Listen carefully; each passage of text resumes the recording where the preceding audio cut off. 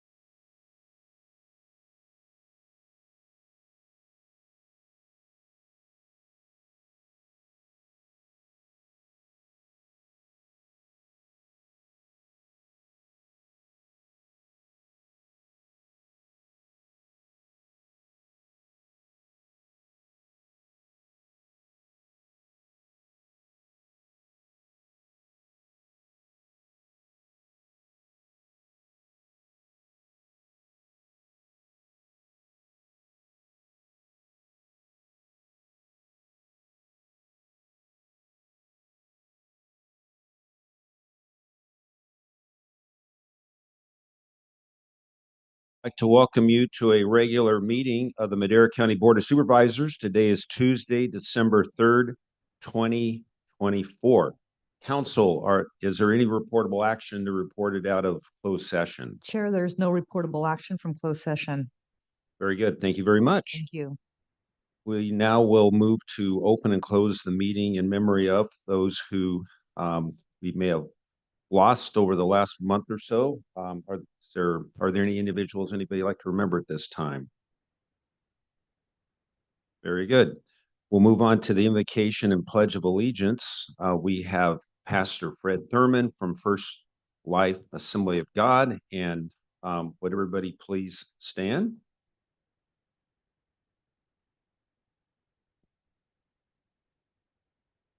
Thank you. Thank you. Let's bow our heads this morning. Heavenly Father, we ask this day for your blessing on this meeting. We ask that your presence would fill this room. We ask, God, in the name of Jesus, that, Lord, as they make decisions, our board and people of our city, our county, for our county peoples, Lord, that be favorable for all of us. And Lord, just bring prosperity and blessing to our county and our society, our peoples. And Lord, help us to follow in your will and your blessing. We give you praise as we ask for your glory today in Jesus' name.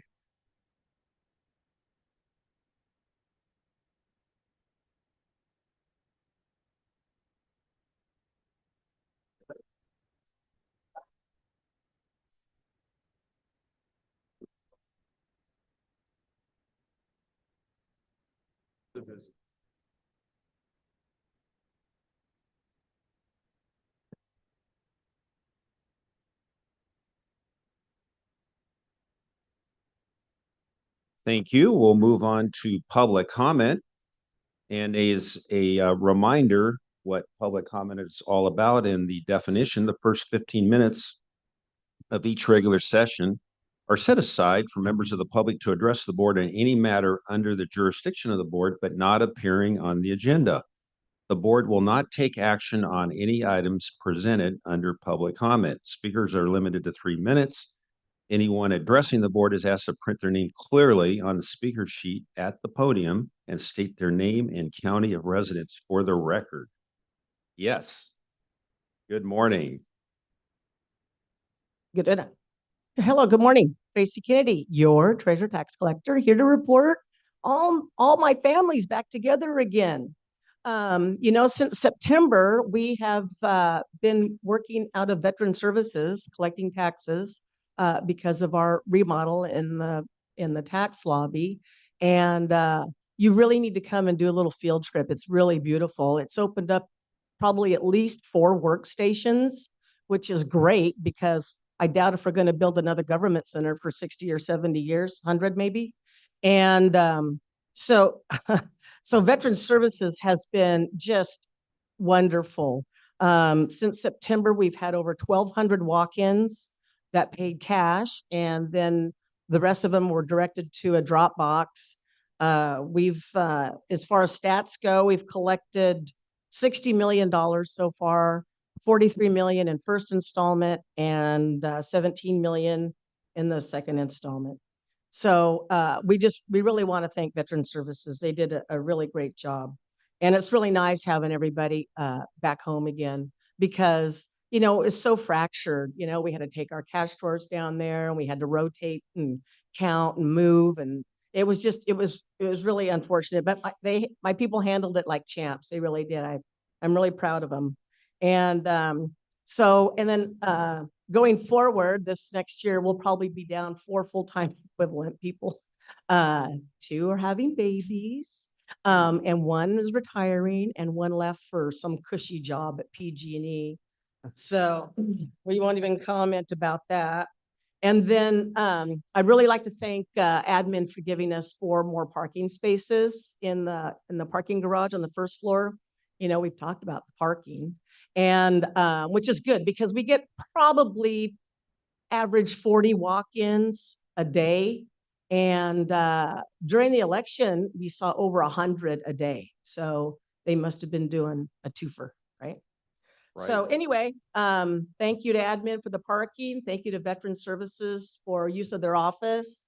And do we have any questions? No, just what's the day of the tour and reception? Well, we're going to have a big ribbon cutting, a band, Okay. stuff like that. And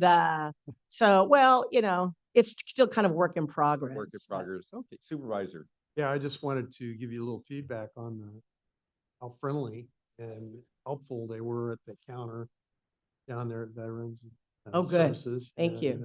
That's where I paid my taxes. Oh, And, they just did a great job of good customer service. I don't think they had any idea of who I was, so that was fine. I wasn't dressed to do that. So, undercover. yeah, I was undercover, but no, they treated me really good, and like they did everybody that was there in the room, and took care of us with a smile, and it was great. Oh, well, thank Just you wanted very you to know much. that, and Thank people you very deserve much. compliments when Well, I appreciate it. And Pedro, at our front desk, security, he's been awesome, Oh, yeah. really, go there, go there, go there. So he's been really good too. Yeah. So anyway, well, I appreciate the kind compliments. words. Anyway, any other questions? And don't forget, December 10th, next Tuesday, is the deadline, and e-checks are free. Thank you. Very good. Appreciate it. Next.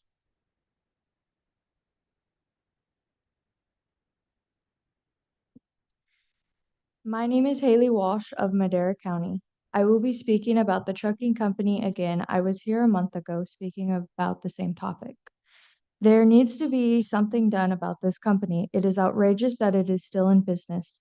We were told that you guys were going to be finding the truck company and that it was going to be every other day to every day. That's what Matthew Turber had told us.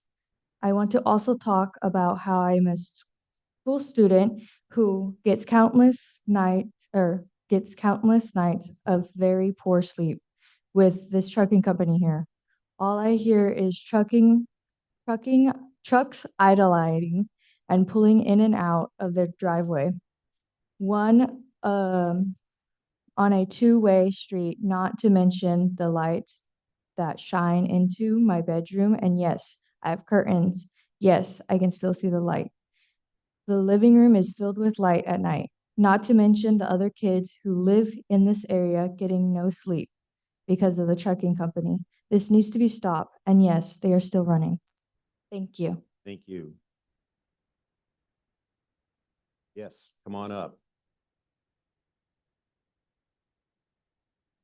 Good morning. My name is Dave Walsh.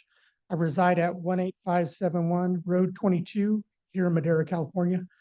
Um, my my wife has a chronic neurological disease that is getting worse with 24 hours a day, 7 days a week, trucks idling, constant maintenance, impact guns and compressors, light towers running all night long, and this has ruined our little bit of paradise. We used to be able to sit outside, camp in our own yard, and watch the stars, see meteor showers with the lights.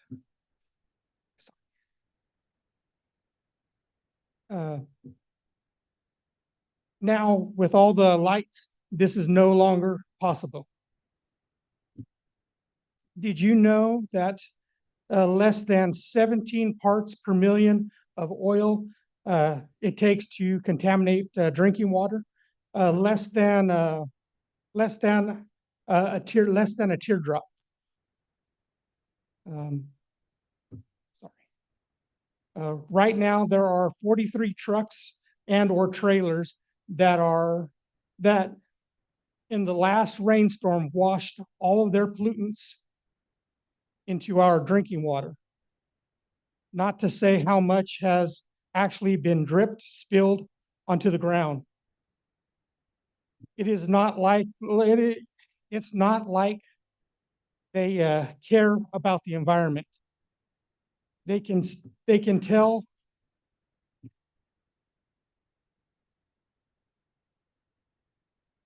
uh,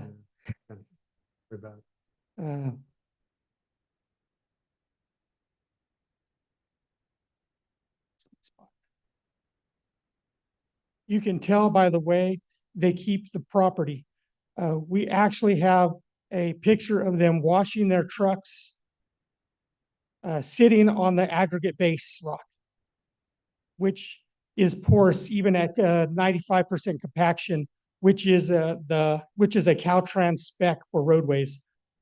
And by the size of the ruts they have, there was no compaction done. This company needs to be stopped. You have had almost a month to come up with a plan, and yet they are still running their business out of there. What's your plan? Thank you. Okay, next. Mother of Karen Haygood and the mother-in-law of Dave that just spoke. And I spoke last month, and it's been since July. We notified code enforcement and the planning department last month. We were assured that the county government was reacting to unlawful business, even though slowly. However, moving glacially means that nothing is being done to move this trucking company out of the once quiet neighborhood. Madera is allowing them to break the laws and violate county standards. Why are you not taking a stand against pop-up illegal large trucking business reportedly given millions to move with no permits to operate, no environmental impact reports, no insurance? Definitely violating California nuisance laws. Open 24 hours a day, 7 days a week, now loudly playing music for the surrounding homes to enjoy for their own pleasure. Why haven't you taken it to court to prevent it from operating? If it was a restaurant, a pot shop, a small business, what would you have done?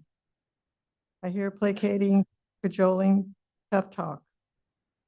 We're going to find every day. We're going to look into going to court. Easy to say, pat us homeowners on the head and send us on our way. Anyway, I'd like to see some action, but I'm not seeing anything. Thank you. Okay, next.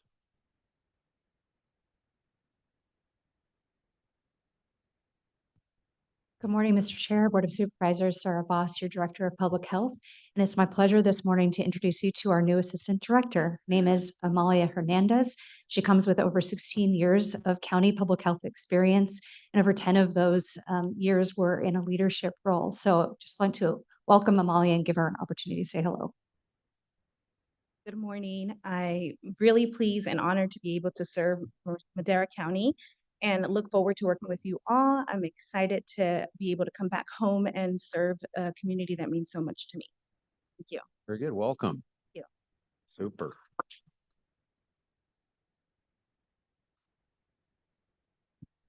Good morning, David Richstone, County Auditor Controller. I wanted to take this opportunity to recognize Jim Boyajian for his fine work with our county financial transactions report that we apply for annually. So I'm going to read an excerpt from the letter from the State Controller. Madera County's excellence in reporting helps my team produce accurate local government financial data, which is of vital importance to policymakers, researchers, and constituents throughout California. Thank you for your contribution to the quality and transparency of public finances. And they sent us this nice frame certificate. Kmart? No, I'm just kidding. No, it was very nice of them to send us a frame certificate at Walmart. Yeah. Great. And that's it again. I want to thank Jim for all his hard work. Very good. Thank you. Congratulations.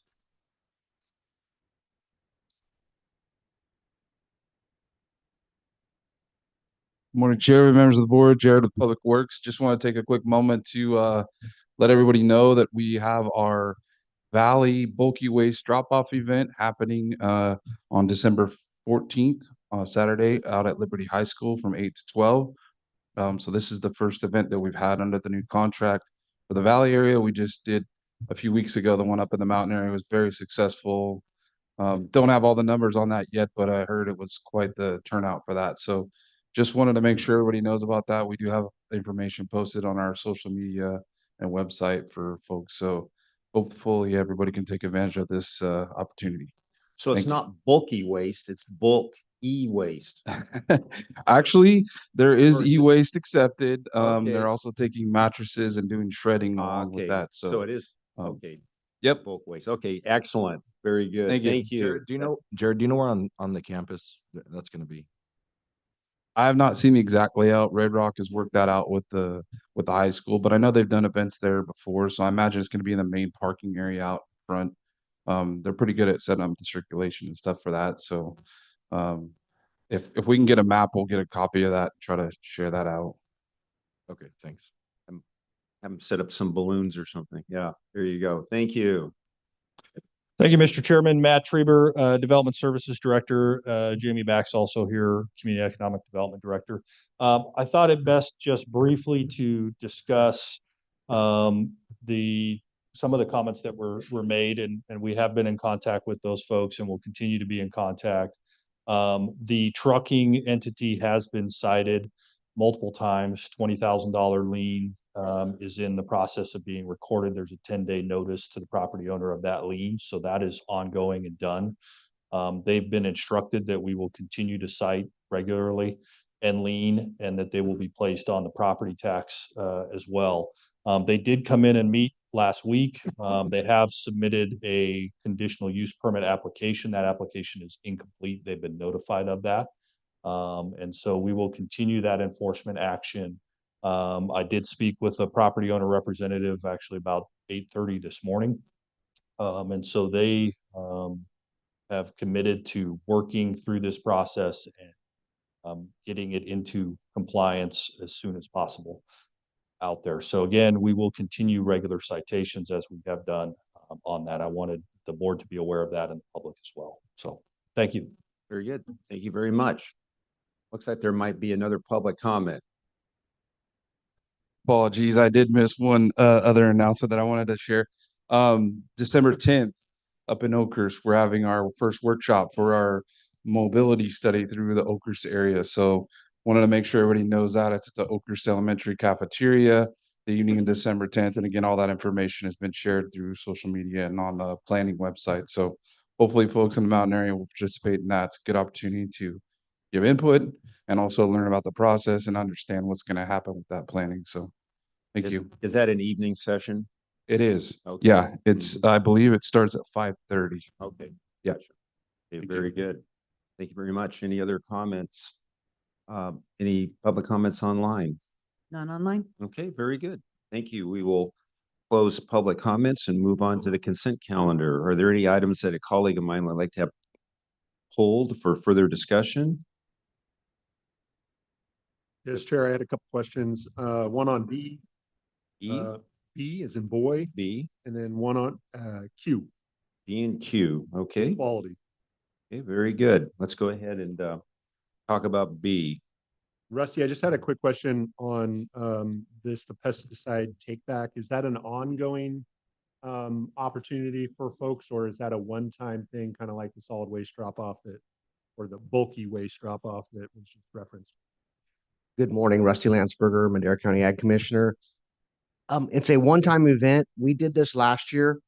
There were, I'll call them monies available through Department of Pesticide Regulation, and I submitted a letter through our association and was granted money for the previous event we had back in June of last year, where we collected, I believe it was about 41,000 pounds of unused materials, pesticide materials. And it was at a cost of about $137,000. And so I had $250,000 award from DPR, or Department of Pesticide Regulation, to do that. And so at the end of the fiscal year, the money went back. And so I applied again for this fiscal year because there was some residual money for an additional $125,000 to have a one-day event. My understanding is year to year, and I also have to compete with the other counties that do this, but there's supposedly approximately $2 million a year that's going to be available out to the ag commissioner system so that we can have these events to try to help clean the environment and get rid of some of these unused pesticides. Do we have a date for that event yet, or? I'm looking at April. I'm trying right now to work with the Farm Bureau to have the event there. We did it in our parking lot last year, but we have some public transit buses that are using our parking lot now to come through and move people around and pick people up. And so I don't really want to interfere with that. So I'm hoping to hold it at another place. So I'm working with the Farm Bureau now, but I am looking in middle of April or May to have that done so I can get it done before the end of the fiscal year. Okay, thank you. If you can come back and let us know when you get it scheduled, that'd be. Will do. Appreciate it. Thank you. Thank you. And item Q. Yeah, so with the closeout here, obviously there's some overages on the project, considerable overages. And so I was just hopeful we can kind of talk about that and better understand what I guess went wrong there. I mean, I don't know. I'm just a little confused at how we could have such a drastic overage on this project. And then I'm also concerned because we had so much negative feedback specifically about this contractor from the community when they were going out there and doing this work. So kind of frustrated because this was a great project. I know you guys worked really hard on it, but I feel like, this contractor didn't really perform to our expectations. And again, just trying to get a better understanding of, why we had to go back and use more sealant. I understand in the backup, it said we had some uneven roads, which required more sealant, but I would assume that would have been captured, in the original quote when we originally went out for bid. So if you can help me understand, it would be appreciated. Sure, Supervisor Jared with Public Works. So I guess to answer your first question on the overage. So when we do the cost estimates for these projects, we estimate the amount based on a certain area. We can't always account for unevenness or undulations in the roadway when those happen. You know, because we're looking at a flat plane surface and that may be curved, it may be, you know, uneven. And so to get a better product as we're out there, we want to make sure that we're not leaving a road that's, you know, still in almost as bad shape with just a surface over it. So that's where some of that has come into play. And a lot of those honestly are just calls that have to be made at the time that the stuff is going down. Typically, we try not to overrun as much as we did. It's a pretty large project, and there was a lot of different areas to address. You know, the alternative to that is we can go with like an overlay, which is more expensive than something like a Cape Seal. And so, you know, cost control is definitely something we understand. We realize that we've gone over here, but I think overall we came out with a much better product for the community that will last longer as opposed to putting it on thinner or in case one of the large items was removing striping. We wanted to make sure that that material was going to adhere and stay for the duration that it should. But I do understand your concern. I guess where I'm confused, I think is with the RFP process. So I'm assuming that when the contractor comes in and provides us with proposal that they're accounting for that unevenness in the pavement. So, or is that not, am I not understanding that process correctly?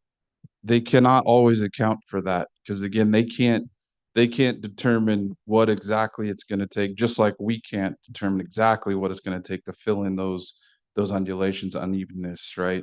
Um, Again, we're looking at basically a flat plane surface calculation of an area that doesn't necessarily account for the differences in elevation. So as you go through and you're trying to fill those and improve on that, it does take extra material. And you know, it adds up quickly, I will say. It doesn't take much on a segment of road to start adding up very quickly, when it comes to placing the material down. So, you know, I think part of my concerns is, you know, the bidding process and we have a bidder come in with obviously likely the lowest bid, which is why we chose them.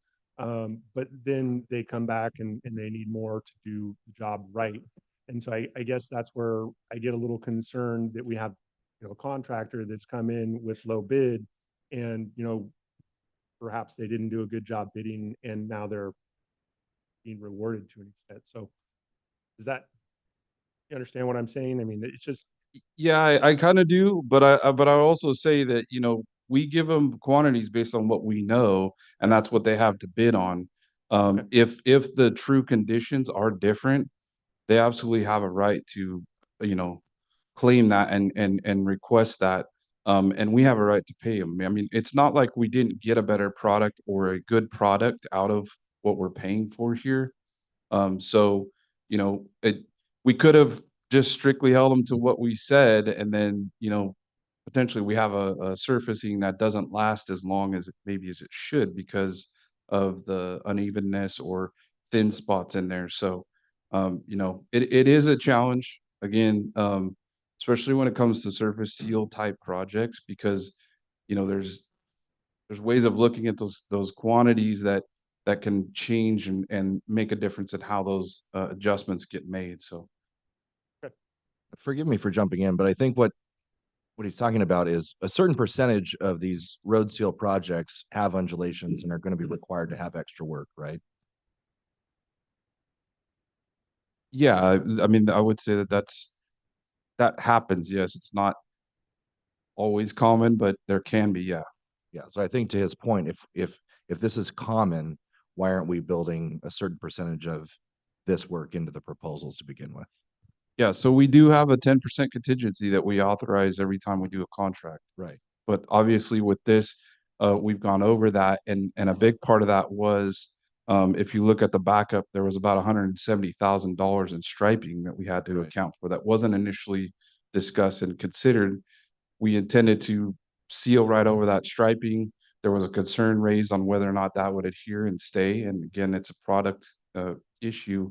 And so we made that decision to make that adjustment in the contract using the contingency to cover that. So that caused, you know, additional overrun in some of the other quantities. Gotcha. Thanks. Very good. Thank you. Are there any other items that a colleague of mine would like to discuss on consent calendar? Seeing here none, are there any members of the public that have a question or concern about an item on the calendar? Looks like somebody's getting up over there. You have a comment? Okay. Is there anybody online?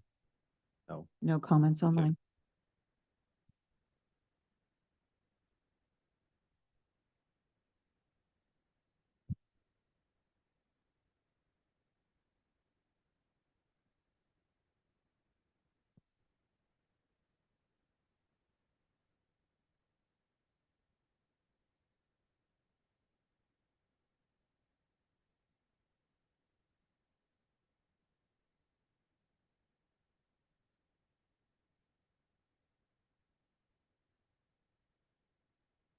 Hi. Yeah. Thank you. Hello, good morning, supervisors. My name's Andrea Uribe. I'm a policy advocate for Leadership Council. I reside in Fresno, and today I'm here as a policy advocate with a couple of community members from Lavina.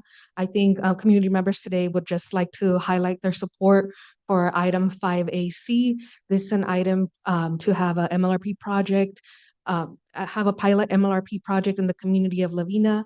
This is going to retire some acreage of farmland, of almond orchards, and create like a bit of a buffer zone, implementing pollinator plants. And community members have really been advocating for something like this through comment letters in the zoning ordinance or housing elements. So we think that this is a win-win scenario. And I have a couple of community members here that would just like to say why they're in support and appreciative of this project. So I'll translate for them if that's okay, unless somebody else would like to. And then before I end my comment, I'd also like to say thank you to Katie. She's been working with us as a consultant from Sanjero, and she's been great. So I'll leave the rest of the comments to.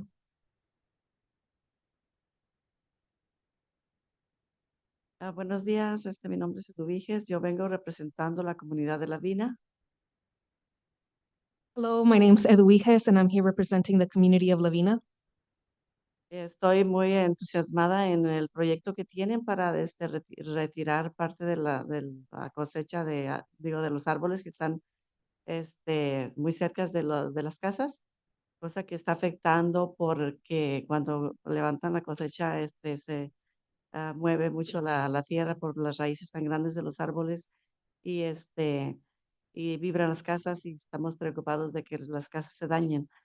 Y por otra razón también por los pesticidas que se tiran ahí para pues ayudar a que la cosecha se haga. I have a lot of enthusiasm about this project coming forth. One of our concerns and one of the reasons why we're enthusiastic to see this project goes through is that whenever it's time for harvesting, the deep roots of the trees will shake the house. Sometimes we're concerned about this creating damage in our homes. So we're excited to see this project go through.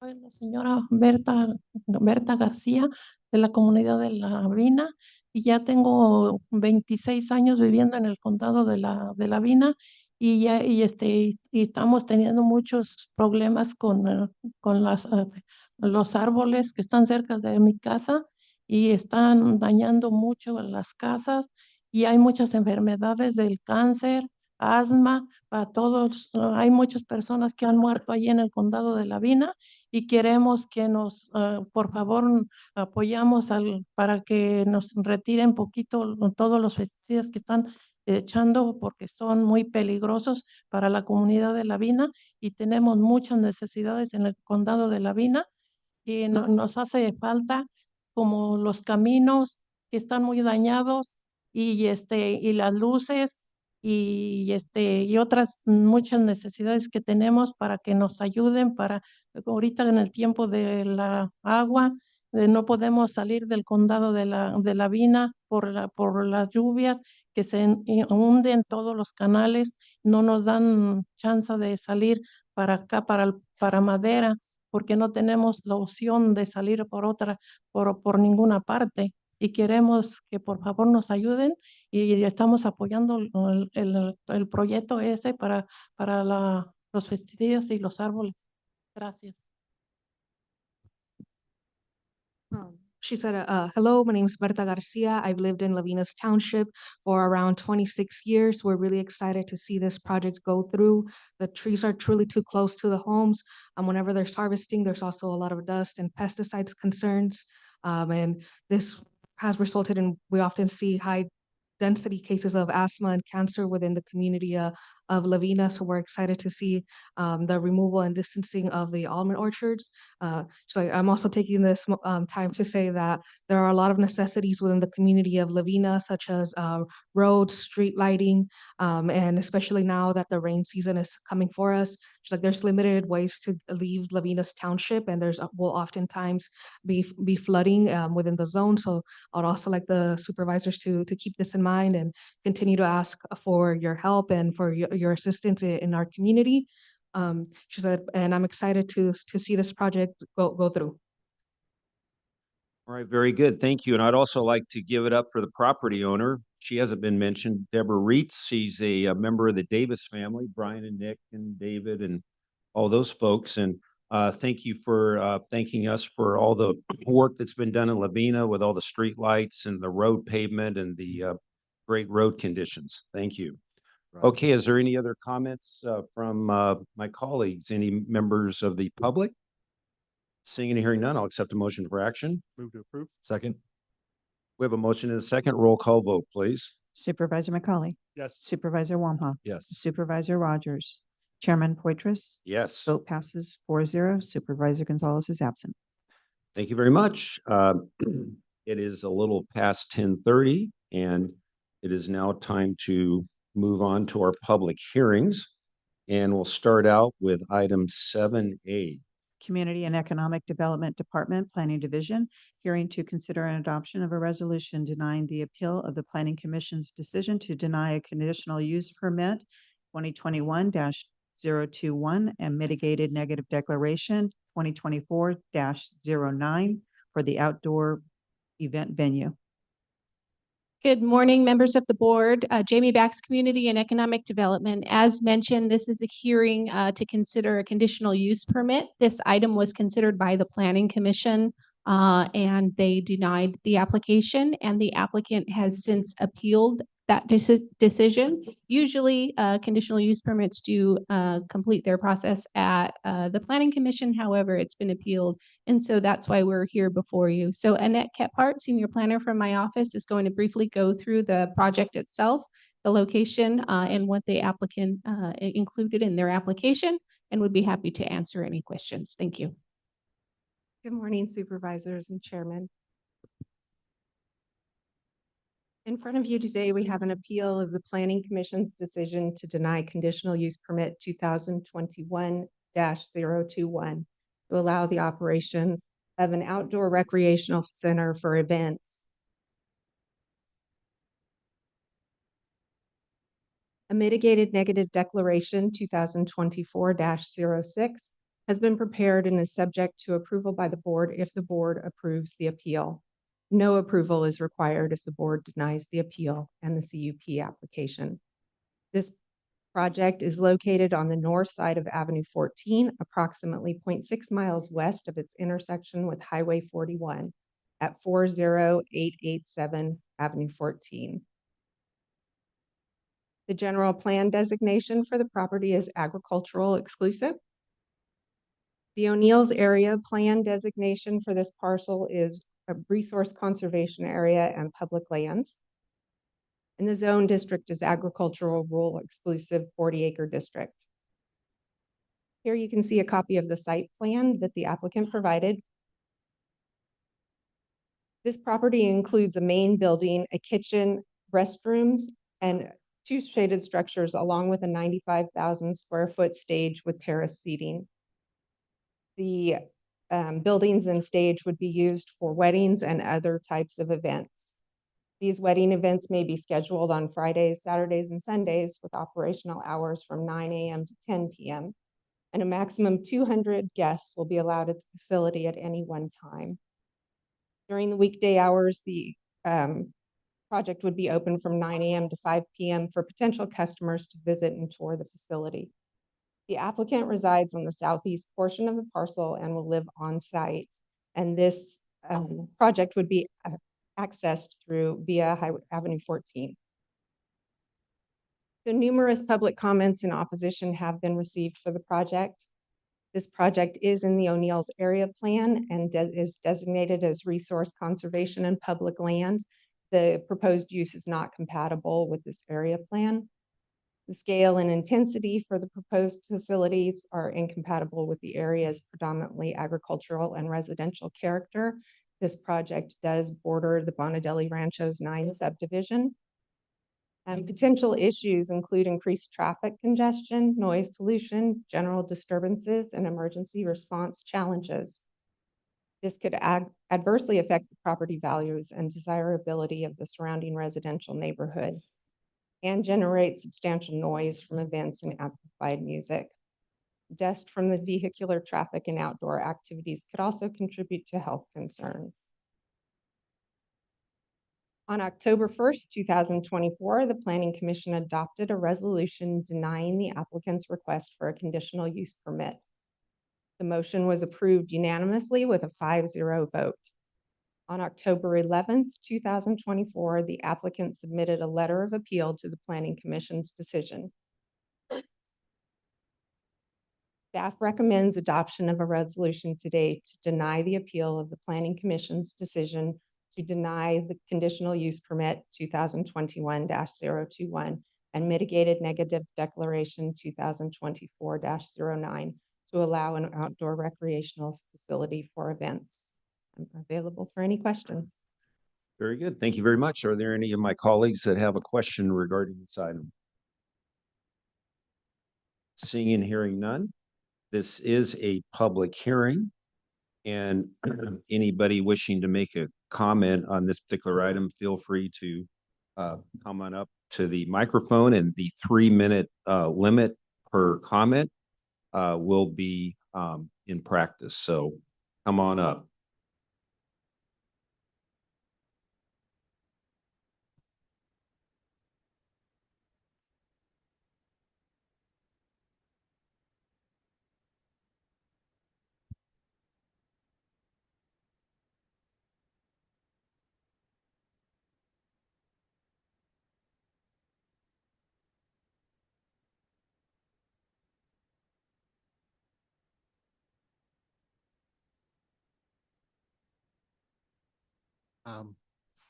Push this. Yes. Okay. The green light on. Les, I'm There we sorry. go. Jordan Morgan. I live in the neighborhood directly behind it. My back fence is right in the middle of the proposed venue. I appreciate that the recommendation is to deny the use of the land for this reason. That land is already being used for parties right now, and it is not, these parties have not been ending at 10 like they're supposed to. They say they end at 10, they're not ending at 10, they're going to 11 or past. And you can very clearly hear the music through all our houses to the next street. And so I'm sorry, I'm nervous. My son jogs along Avenue 14, and in the area in front of that 40 acres, he's constantly finding empty vape pens, empty broken bottles. The people that are using the venue are not using it responsibly, and the people that should be cleaning and maintaining the venue don't seem to be doing it sufficiently. We have lots of children that walk home through the neighborhood, including my 7-year-old daughter, and I appreciate the recommendation not to do it, and I would ask you guys please to deny their appeal. Thank you. Thank you. Next. I'm Mary Jo Stott, and I live in 1 block from where the venue is. I live on Brook Hill. And so I would just like to read a couple of things that I wrote to the Planning Commission when we heard about this situation. So I just picked out a couple of parts. How do you, when the owner put down, answered all the questions, I wrote the Planning Commission for their rebuttal. So I said, how do you see, one of the questions was, how do you see this development impacting the surrounding area? So I said, no, No negative impact? Who's kidding whom? The noise, the traffic, the lights, racing of cars. Oh yes, that happens frequently. Our residential neighborhood does not want this venue coming in and disrupting our quiet surroundings. The surrounding area is agricultural land. How did this venue even get so far with the planning committee? Many of us have lived in this area for nearly 40 years. We have seen much change, and we are not opposed to change. However, a proposed venue of this magnitude will disrupt our rights as residents to live peaceably. The neighbors backing up to this property will be in complete turmoil 52 weekends a year. Several years ago, on Avenue 14 and a half and Highway 41 was a car dealership. The owner of the dealership tormented us neighbors by floodlights shining into homes and being left on all night. Loud after-hour parties, tester cars driven up and down our streets, and their outside telephone ringing that could be heard nearly a mile away because of the echoing. At least one resident sold their dream home and moved because the floodlights and noise was too much to hear. And this harassment was all done on less than an acre of land. Imagine 40 times that. Sound travels and the echoing is deafening. A 95,000 square foot stage with chairs seating is not designed for 200 people, more like 12,000 people. An average football field is 57,000 square feet, and the plans for this venue is nearly twice that.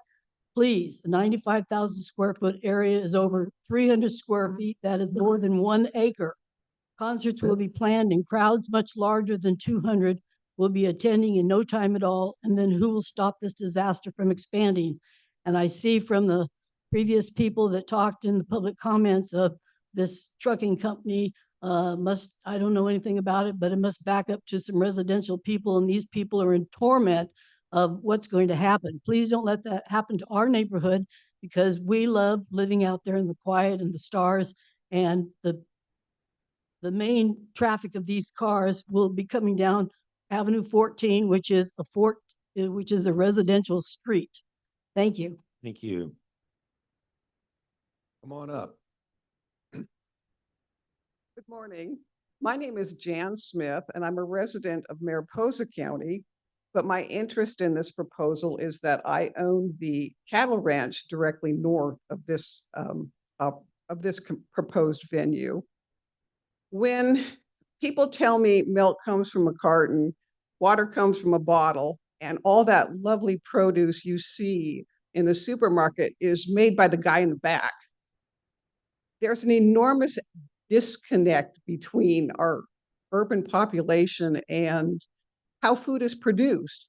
Agriculture is dirty work. It's dust, it's noise, it's spraying, it smells, it's flies. And I can envision scenarios, if this venue goes through, where I'm subjected to nuisance lawsuits. Some bridezilla is going to sue me because my cows made noise during her wedding video. Some bejeweled matron is going to be upset because dust is getting on her clothes. And my cattle make flies, dust, noise, and they don't smell real good sometimes. And I can see people trying to enjoy their food and having to compete with the flies coming over. I think this venue is a lovely idea. It simply does not belong here. When people say they've been there for 40 years, this ranch was established in 1922. We're a century ranch, and I'd like to make the next century. And a venue of this is simply inappropriate. It's a lovely idea, but it belongs somewhere else. Thank you. Thank you.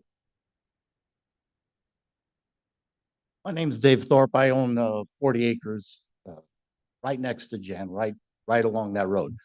The only thing I want to add that hasn't been discussed is there's already a wedding venue out there. This is not like a new thing. We already have one that's making life miserable for the person across the street, because when they have events, they have an event planner. The event planner doesn't really read all the rules. They just invite as many people, bring all the relatives, and they pack it in. It's very noisy, and then there's complaints every weekend. Okay, so there's already one out there. Why would we need two? Now, I sympathize with their argument, which is, well, if one has been approved, wouldn't it be discriminatory not to let someone have another one, especially if their claim is true, they were first? I sympathize with that. So I'm going to offer a possible compromise, which is we had talked after with his representatives after the planning commission meeting of getting together with the community and putting additional restrictions in the operating to satisfy the community. And if we could come to that, maybe come back and say, okay, maybe we can get everyone to buy into it and we can reach a compromise. If not, I say we don't need 2 wedding venues. We don't even need 1. Thank you. Thank you. Come on up. Good morning. I live on Skyview, which the venue would be in back of my property. I'm not even at that point where I'm mad anymore. I'm just sad. I've been there over 22 years. I moved out there to have peace and quiet, have my dogs bark whenever they want. They've lived their lives. They've died there. It's just too much. There's some people that say, oh, well, when Tressa went in or Riverstone, that, oh, it's going to bring our property value up. Well, I'm not there for the property value. I don't care whether my house is worth 5,000 or 500,000. I moved into my dream home. I remodeled. I'm happy. There's peace and quiet. I have neighbors that are fantastic. We've all lived there for all that time. I feel like it's just going to be too much and there's not going to be peace and quiet anymore. And it's sad because I don't see this as I wanted to retire there. I don't see that if we have a menu back there. I don't see retiring there because it's not peace and quiet. The one I moved into, if the venue goes through, I agree. Is it a great idea? Yes, but not there. And I just don't think it's very nice. Why would you do that to your neighbors?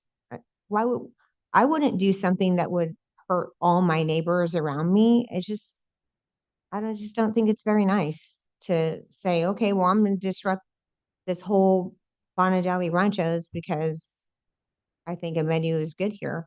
I don't think so. I try to be respectful to all my neighbors, and I would hope that they would be respectful for us and our feelings. Thank you. Next. Morning. My name is Douglas Bowman. I live on Avenue 14, right behind where the proposed project is designated. Some of my concerns are I'm opposed to this project for some of the following reasons. Number one is the noise. The tranquility out there is very nice right now. We can hear coyotes in the evening. We don't have a lot of noise. This thing going on at 10 o'clock at night is going to upset me, I can tell you right now. I go to bed at 8 o'clock. And I don't like loud noise, and I don't like music that I do not appreciate. I don't know what type of events are going to be happening. I know when people come out there, they're in the country and they have a different attitude. They get louder, they drink more. There's no cops around. I just don't see it being compatible with our community out there. Traffic, we don't need more traffic on those small roads. They're very narrow as they are. There's curves in the roads.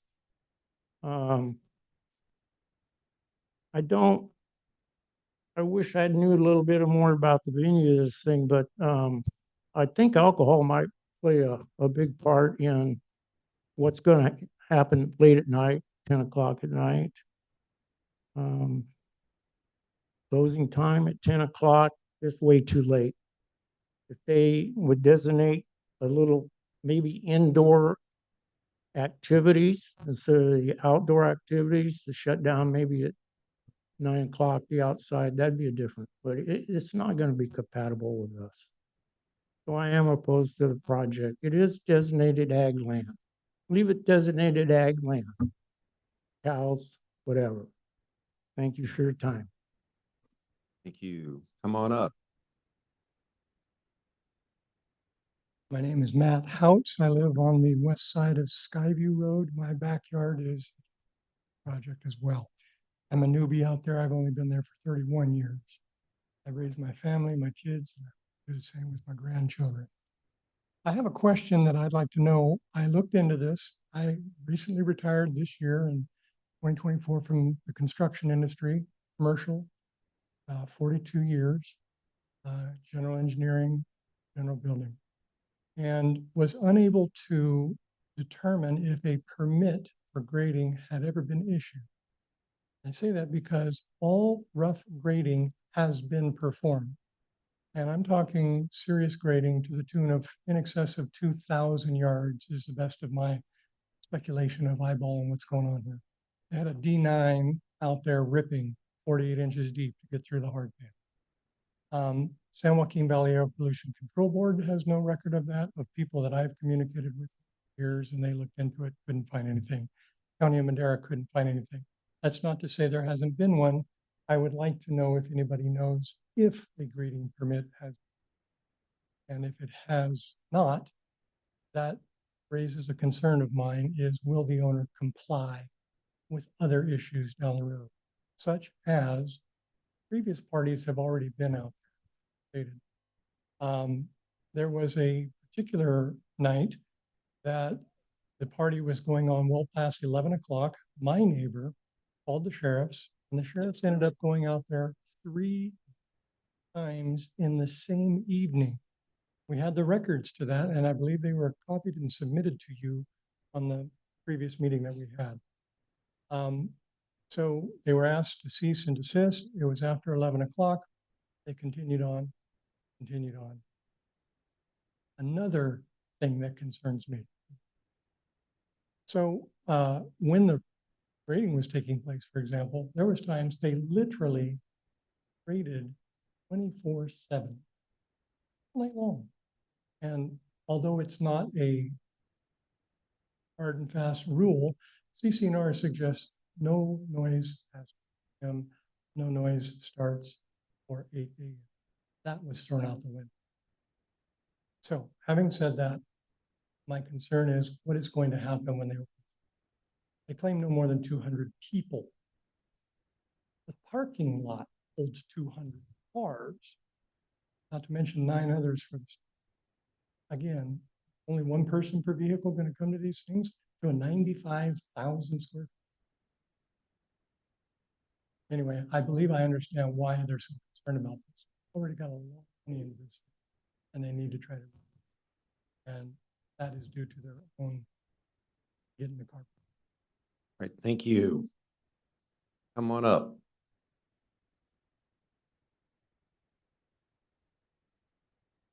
My name is Linda Manter, and I have lived, December the 10th, I will have lived on Avenue 14 for 46 years. We have seen many changes, but this one is just too much. The venue currently operating, for the last 2 weekends, I sit in my office at night, and it's at the front of the house, and it sounds like a racetrack outside my window. And that's very stressful, especially when you're not used to that kind of traffic, because we moved where we moved to get away from it. It starts in the afternoon, about 3 to 4 cars going down to the venue. And then they start going away from about 9, 8:39. And the last, I didn't clock it this weekend, but the last weekend they were still going by at 11 o'clock. And it sounds like a racetrack. When we went before the Planning Commission, all the traffic and all the problems on the street were addressed. And we got actually speed limit signs and curb delineation signs on the road, like 3 days after we were before the Planning Commission. They don't pay any attention. I would say they're going by my house between 50 and 60 miles an hour. I've been pushing for several years for a stop sign. And there used to be a stop sign there, and somebody took it down when they were working on a fence. Now, why they can't put it back up, I don't know. But I don't think Avenue 14 can handle more of traffic. I can't imagine sitting in my house and hearing 300 or 400 cars going by. It's just, it would destroy our entire community. And I had somebody told me that they did the figures on that 95,000 square foot stage, and that was 2.5 times the Paul Theater at the fairgrounds. And that seems a bit excessive for some small gatherings. Anyway, that is my concern, and I will tell you that it's very stressful to hear all that traffic. And my husband is another one that goes to bed early. I mean, when you own a house, you should be able to go to bed at the time and go to sleep at the time that you'd like to go to sleep. That's it. Thank you. Thank you. Come on up.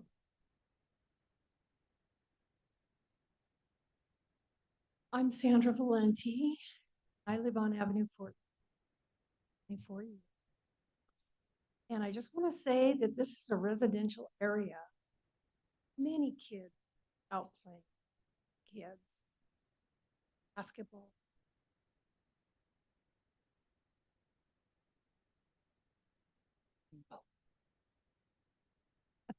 Oh, sorry.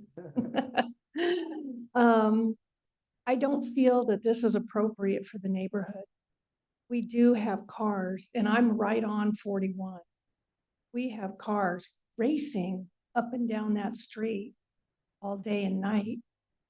It's crazy the amount of traffic that we've had in the past few years coming up and down that street.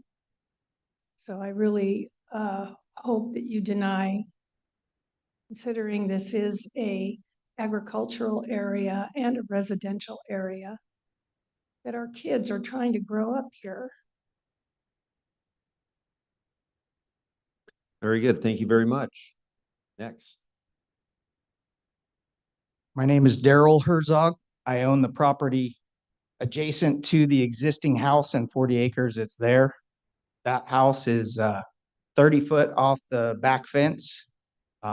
Last time we were here and you guys disapproved it, I thank you for that. I'd mentioned that my fence had burned up in one of his prior parties. Still never heard from the guy. He still hasn't come over and said, hey, I want to fix it. I want to repair it. With the existing events going on there, there's not enough cops and security. I think there's one sheriff, I believe is what was brought up when the sheriffs were here last time, that patrol that area. And if they can't enforce what's going on there now, how are they going to enforce more rules? And Avenue 14 is a designated road for this. In your planning, you guys have that road being shut down and going to 41. So it's going to direct all the traffic down all the private streets. Noise is another thing that is being brought up right now. It's a nuisance. You're going to have flashing lights with this concert venue. Property values on our street will be completely affected. Nobody's going to want to purchase a house or any properties backing up to a big venue that's going to be operating 52 weeks a year. Basically, yeah, the fines, the permits for the grading, all negative things. I called Parks and Recreation for Woodward Park for their venue there. It's $350 to rent that for a private venue for 200 to 500 people. And it requires a bond from $300 to $500 to do that venue over there. You have a venue that does 5,000 people or more there at Woodward Park that you could rent for $300. I can't imagine 95,000 square feet of concrete. He's going to be in this 4 or 5 million. I mean, it's a financial disaster for him and definitely for us as the neighbors. I thank you for denying this last time, and I hope you guys decide to deny it again. Very good. Come on up. Thank you. So Evan Manter, I live on Brook Hill Road, 1 North South Street, east of this. Trying to keep it short. Just want to point out that there are 7 residential properties that abut this proposal. 7. And the stage, which is 2.5 acres, ginormous, is about 600 feet away from those 7 residential properties. So I don't see any way that those people that own those 7 properties would have purchased or chose to live there if they knew that something of this magnitude could be put in their backyard. It just doesn't make sense. And so I really feel for those 7. And then, you know, of course, sound carries beyond the property lines, but that's a lot of lives to disrupt, a lot of lives to disrupt. Thank you for your time. Very good. Thank you. Are there any other comments during this public hearing? If not, I will, Chair. okay. Yes. I just want to state for the record that the clerk of the board has received 9 letters of opposition on this item. Okay. And Very I good. Thank would you. also add, Chair, that though we've heard speakers in opposition, this is the time for the applicant or any representatives of the applicant or anyone in favor of the project to also speak. They'll get the same allotted amount of time. Very good. And I would ask you if you, anybody else that has any comments, feel free to make your way up here in line. Thank you. All right, go ahead. Come on up. My name's Peggy Morrissey, and I live on Skyview, just adjacent to the proposed venue. And I just want to point out, a lot of what I wanted to point out's already been pointed out, but there are 2 venues a mile down 14. There's the Margot and there's A&M Ranch. And so this would be a 3rd venue, and the big difference with this venue is it borders, as Evan just pointed out, 7 residential homes. These other 2 are a mile down the road. They're just right in our backyard. And we experienced one of the events on, I forgot the date, back in May, and it went on till midnight. The sheriff was called out 3 times. They were asked to stop the music. The music was so loud you could not escape it. We closed all our doors and windows, and we still heard the noise, and it vibrated the windows. And this went on all evening until midnight. And it's just too big of a venue to be too close to all these residential neighborhood. It's just literally boarding. I mean, I'm a house here and the venue is right across the property line. It's just too close. So I would appreciate you again denying this. Thank you. Very good. Thank you very much. And are there any other comments for this public hearing? If not, I will close the public hearing and bring the item back for action. Chair, sorry, there's someone that stood up. If you maybe Oh, okay. reopen. All right, I'll reopen that. Yeah, I'd ask for people to go ahead and come on up. So I didn't see you there, so. Morning, members of the board. Appreciate your time for this. We really do appreciate, I'm representative of Mr. Rao on behalf of this project. I really do appreciate all the public comments. I cannot emphasize enough that every single comment we take very seriously. We live in residential areas ourselves, of course, and if something that we would be opposed to, we would come out vehemently opposing to it. So I just wanted to emphasize, and I hope you do believe me when I do say that we take your comments extremely seriously. With that said, I just want to keep it rather brief, just a couple of things, and I do want to address some of the comments that were shared here. Members, there was as for the traffic issue, quickly want to address that there was a traffic impact study conducted independently by a bank, Inc. And just to directly quote them, the development would not have any significant impact on the surrounding transportation network. It did made some suggestions, and Mr. Rao is amenable to to implementing all the suggestions in addition to their comment, which has been already shared. As for the noise issue, again, and I keep it brief, an independent study was conducted by an acoustic analysis was conducted independently by WJ Acoustics. There are some conclusions and recommendations. Yes, there will be, apparently they conducted a kind of a makeshift noise analysis, and it was 9 decibels above the threshold. We are willing to, and they gave some recommendations. We're completely willing to work on their recommendations. On the staying with the acoustics and the sound issue, one of the esteemed residents had mentioned about indoor facility instead of an outdoor facility. Mr. Rao would be amenable again to have all the events conducted within the confines of the indoor structure rather than the outside. I just wanted to emphasize, folks, I'm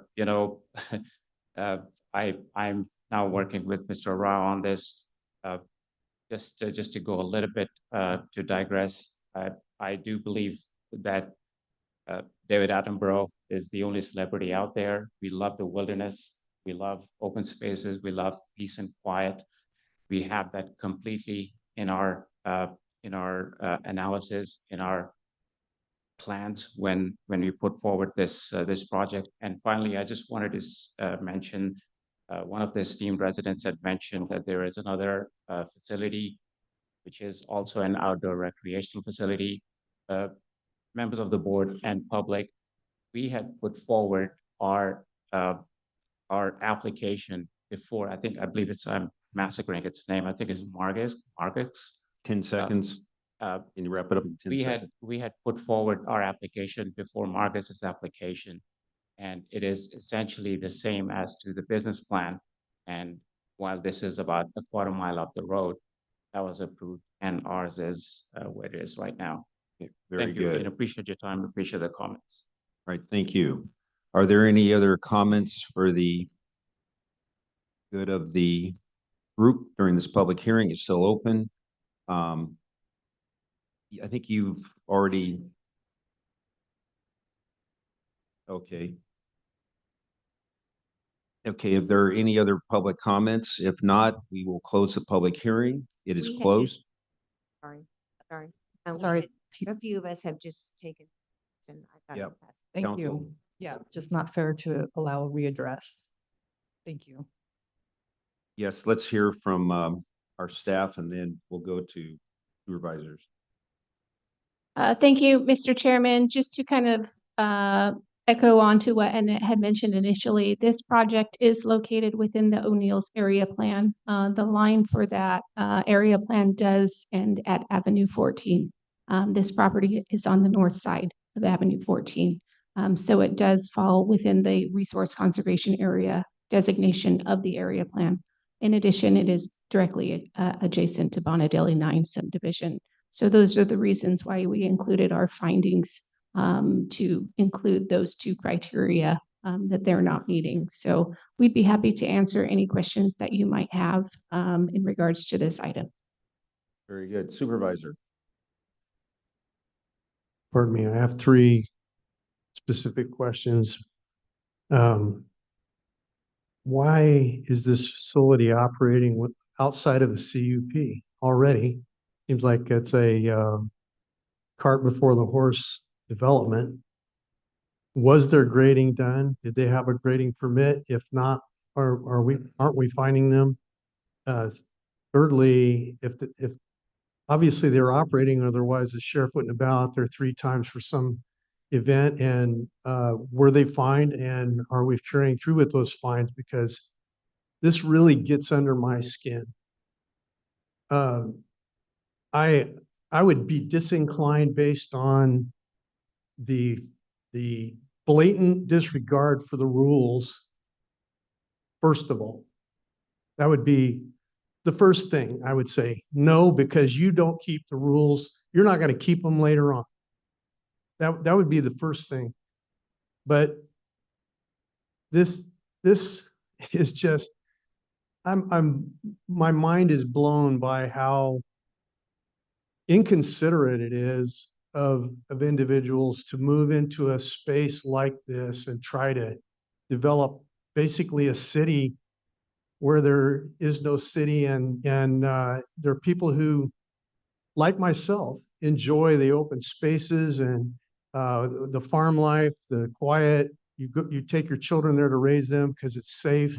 And suddenly vehicles everywhere and noise everywhere and nobody's listening, and you've got all of this going on. It just disturbs me to my core. But I'll give you the opportunity to answer the question. Thank you, Mr. Chairman and members of the board. To answer your questions, Supervisor, there is no existing conditional use permit for the use on the property. Normally, if they wanted to operate an outdoor event, they could request up to 4 times a year an outdoor event permit. We don't have any indication that they ever applied for those. So any parties or events that did occur occurred in violation of the county code. In response to the grading permit, staff did a review of that. We don't have any indication that they ever applied for a grading permit, and we'll continue to work with Public Works on enforcement of that. Okay, I appreciate that, both of those things. And I think fines are in order to follow through with, because that it is, it's the only way, the only hammer we have of ensuring that people don't just do this blatantly again, continually and all over. And I know this has probably become the second largest complaint I get in the county. And I know that we have limitations on how we can handle them, but we can certainly fine people for doing what is wrong. And I think if we have the documentation, I think it's certainly in order. Matt? Yes, absolutely. Matt Treber, Development Services Director. Just wanted to tag a little bit on what Ms. Bax had already spoken and yourself. So actually, and I don't see a sheriff's office representative, so I'll tread lightly and delicately on this. But our sheriff did reach out in the last month to 2 months to myself, as well as our district attorney, about how to become more proactive on party venues.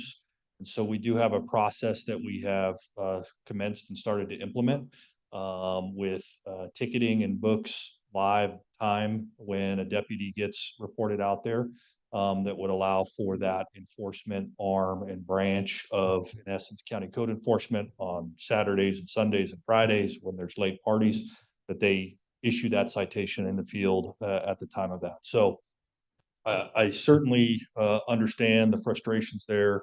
So when those SOs get a call, I always tell folks, call dispatch. They'll get out there on those. It is a low priority, but I think we've got a good path forward working in tandem with our sheriff's office and our district attorney on that.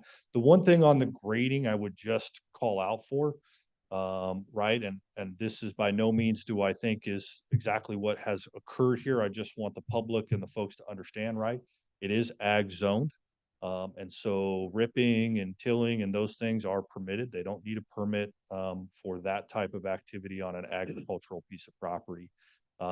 Bringing fill material in and dirt and doing those things, that obviously does. So as Ms. Bax already said, we'll get with our public works team and we'll get an inspector out there to inform or look at that on those things. Right. I believe that a project like this would do irreparable harm to the way of life that the people who have existed there for centuries, as it were. And I thought that was the rancher, lady from the ranch, very entertaining as well as spot on. It just resonated with me. I've got to say, all of your comments, because I live in an area like that, but I also represent a number of areas like that. And it just, I'm I'm not against progress, and I didn't hear that in your voice. I didn't hear that in your words, that you're against progress. But we've got to be reasonable about where these things occur and use some thought about where they occur. And this is just not the right spot for that. This is the wrong location for something like this. And the fact is that I think it's already been mentioned. I'm just reiterating what I feel is that when someone mentioned that when alcohol is brought into the situation, it changes everything. You get 200 people drinking and you got problems. I don't care where it is. It could be, you know, anywhere, and you're going to have issues. So it's not having them contiguous to a freeway or, you know, a highway, and access like that. And then of course to disturb the natural ambiance of the way of life of these people just does not resonate well. Thank you for answering my questions. Supervisor. Yeah, just a quick comment. I'd take more of a principled stance on these types of things because, you know, we've had other projects come before our board where property owners, you know, they've chosen to buy property and houses that, you know, maybe back up to a commercially zoned area near an arterial road.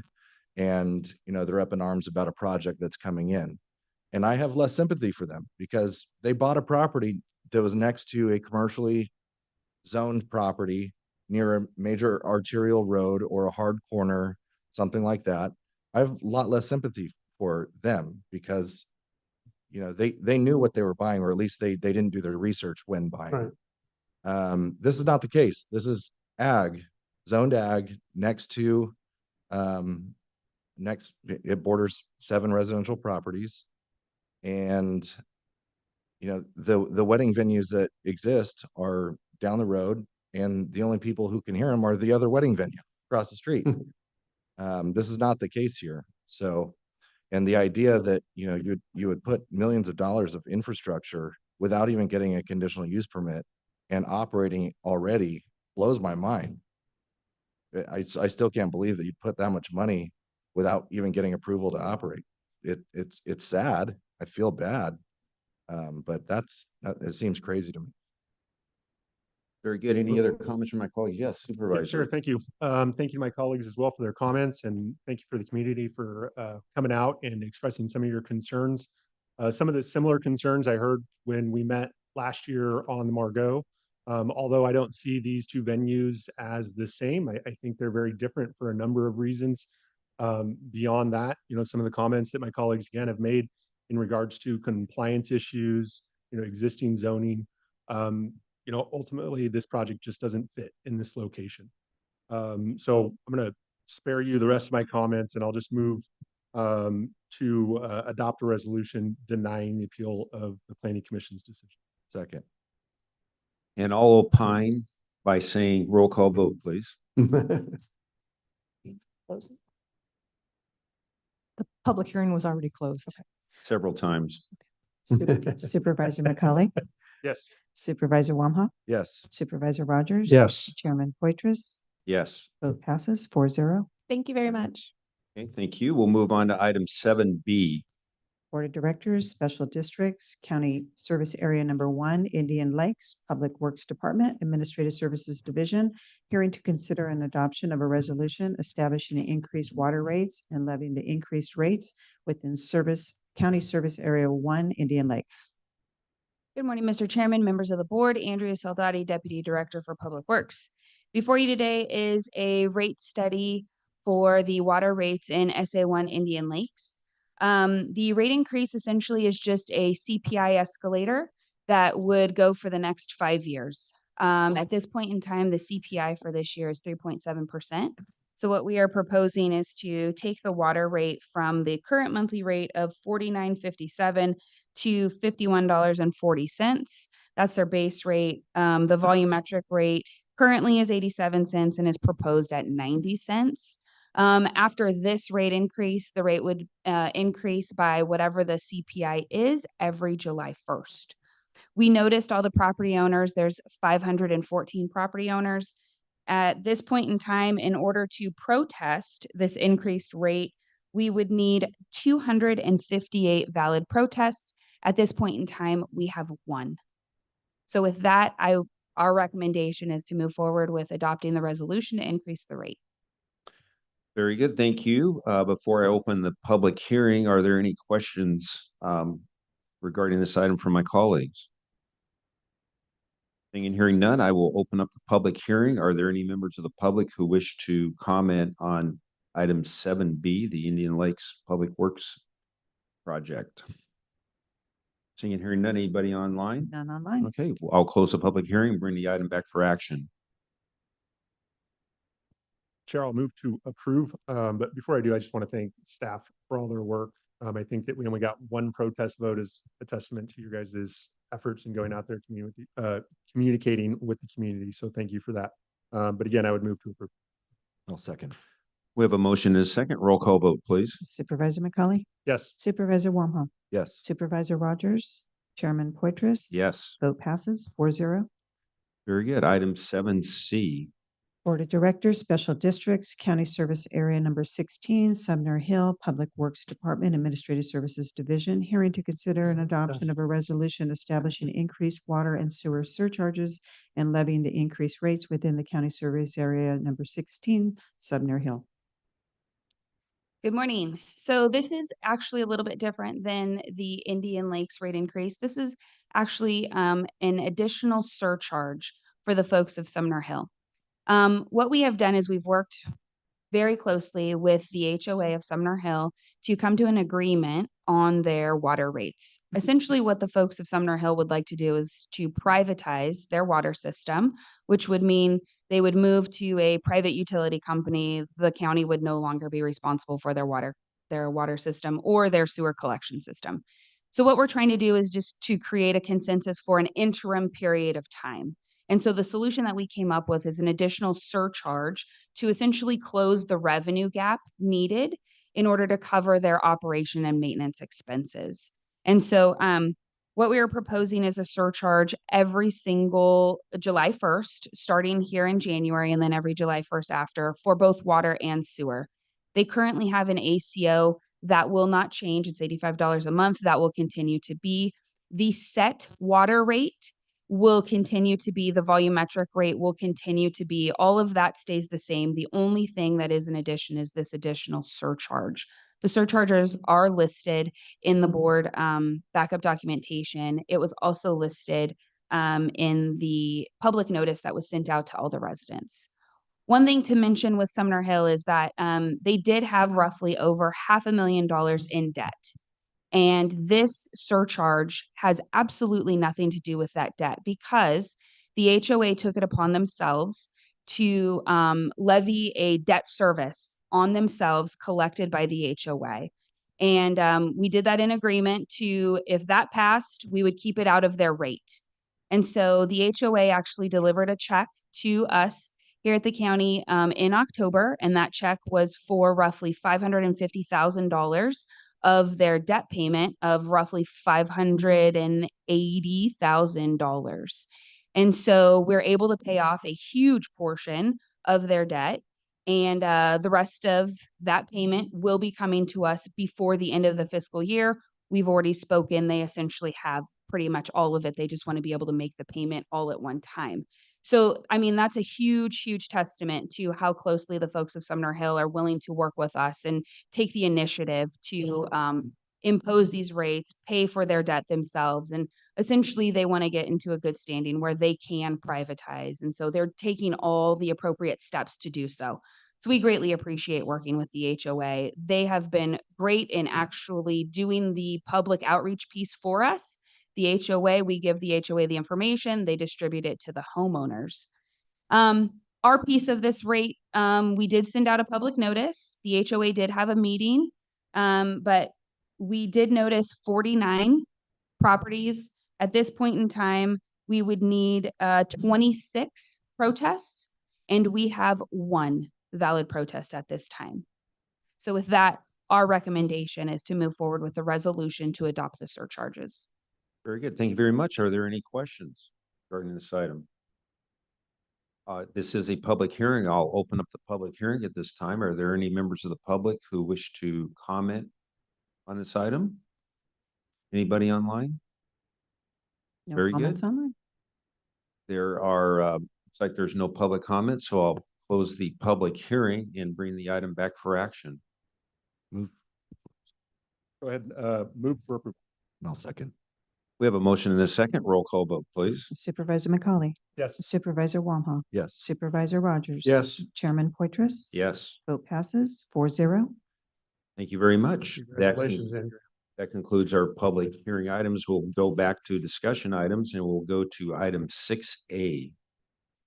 Auditor Controller Department, Property Tax Administration, presentation regarding property tax administration costs for 2024, 2025.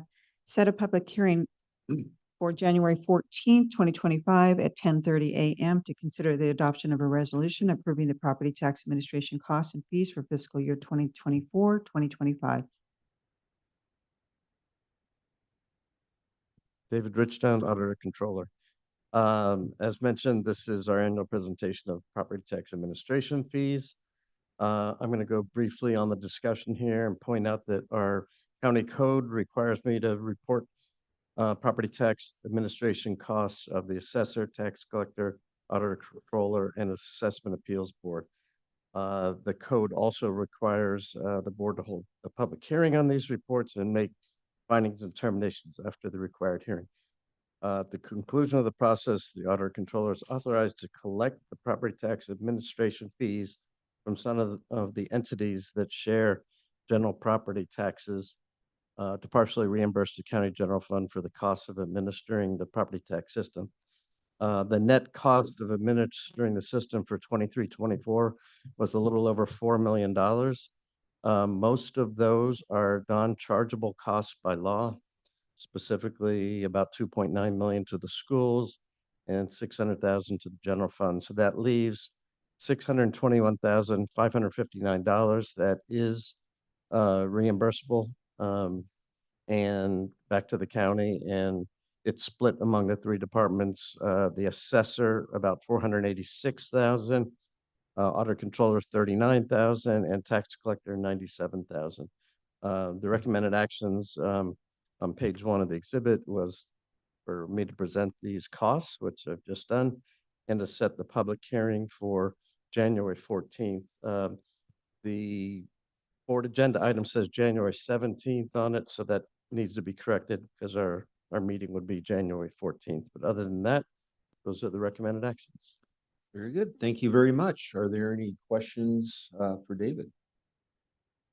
Are there any members of the public who have a question regarding this item? Seeing and hearing none, I'll bring the item back for action.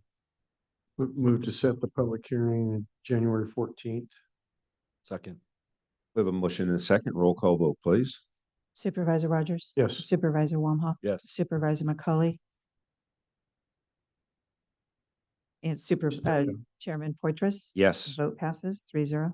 very good. Thank you. Thank you very much. And I want to thank Catherine and Noah for all their work on the project. Thank you. Item 6B. County Administration Department discussion and consideration to approve the restated Yosemite Area Regional Transit System, YARTS, Joint Powers of Attorney Agreement. Good morning, Mr. Chairman, members of the board. Joel Bugay, Assistant CAO. The item before you is to restate the agreement, basically formally memorializing the membership of Madera County as part of YARTS, along with the membership of Tuolumne County and the city of Fresno. Just wanted to clarify that Madera County actually became members of YARTS via resolution of the JPA board back in May of 2021. We became members through a resolution together with Tuolumne County. As such, we have been voting members, or our representative to YARTS have been voting members since that time, and then we have been fee-paying members since that time as well. Staff is available for any questions you may have. Very good. Thank you very much. Are there any questions regarding this item? Seeing and hearing none, are there any members of the public who have a question, comment? There are None none. online. And I'll bring this is a action item. Bring the item back for action. Move to approve. Second. We have a motion and a second. Roll call vote, please. Supervisor Rogers? Yes. Supervisor Wamhaugh? Yes. Supervisor McCauley? Yes. Chairman Poitras? Yes, Bill passes 4-0. thank you. And item 6C. County Administration Department, presentation on the status of the fiscal year 2024-2025 expenditures and revenue projections through the first quarter ending September 30th, 2024. Good afternoon again, Mr. Chairman, members of the board. Joel Bouguet from the County Administrative Office. We have a brief PowerPoint presentation going over the status of the budget based on first quarter actuals. The 24-25 budget, as you recall, was adopted with a $6.8 million operating budget deficit. Because of that, because of the deficit, selective hiring freeze was implemented by your board to help reduce number of filled positions and generate savings across the board. Our best projection based on first quarter actual expenditures shows that the estimated operating deficit projected through June 30th will be lower than 6.8, but still at significant $4.5 million. The savings, the revision and the projections is based on increasing vacancy rates in our general fund departments, what we call our non-subvented departments. However, we do want to caution that we have only 3 months worth of actuals on this. So we'll get a better picture once we get our December actuals of where the deficit will end by June 30th. This is just to illustrate how it compares our projected expenditures and revenues versus budgeted. Our required net county costs, we expect it to be lower at 107 million. Again, due to our projected vacancies, our general fund departments are doing really well at not just holding vacancies vacant, because we do have exceptions for public safety, but I do want to commend our public safety departments, because if the positions can't be kept vacant for safety of the public reasons, they are, however, adding a delay on some of it. Like if they can live with it for without a month, that generates some savings, but it helps still fill the position. So we do want to thank our public safety departments for doing that. We kind of want to show, this should be in your handout, and I apologize for the low font, but what this would really show the vacancy rate increasing in our non-subvented department. So we started the year at 15.1%. We are currently at 15.8%. A lot of the positions being filled, even though our overall vacancy rate countywide is at 17.4%, which is slightly lower than what we started with at 17.9. A lot of those positions are in our subvented departments that are being filled. Focus on staff activity moving forward. We have several things that we're working on. One of it is we did sign up to work with Procure America, which is a firm that reviews your municipalities' utility, basically your utility billing rates, your billing plan, and see if they can help you optimize it.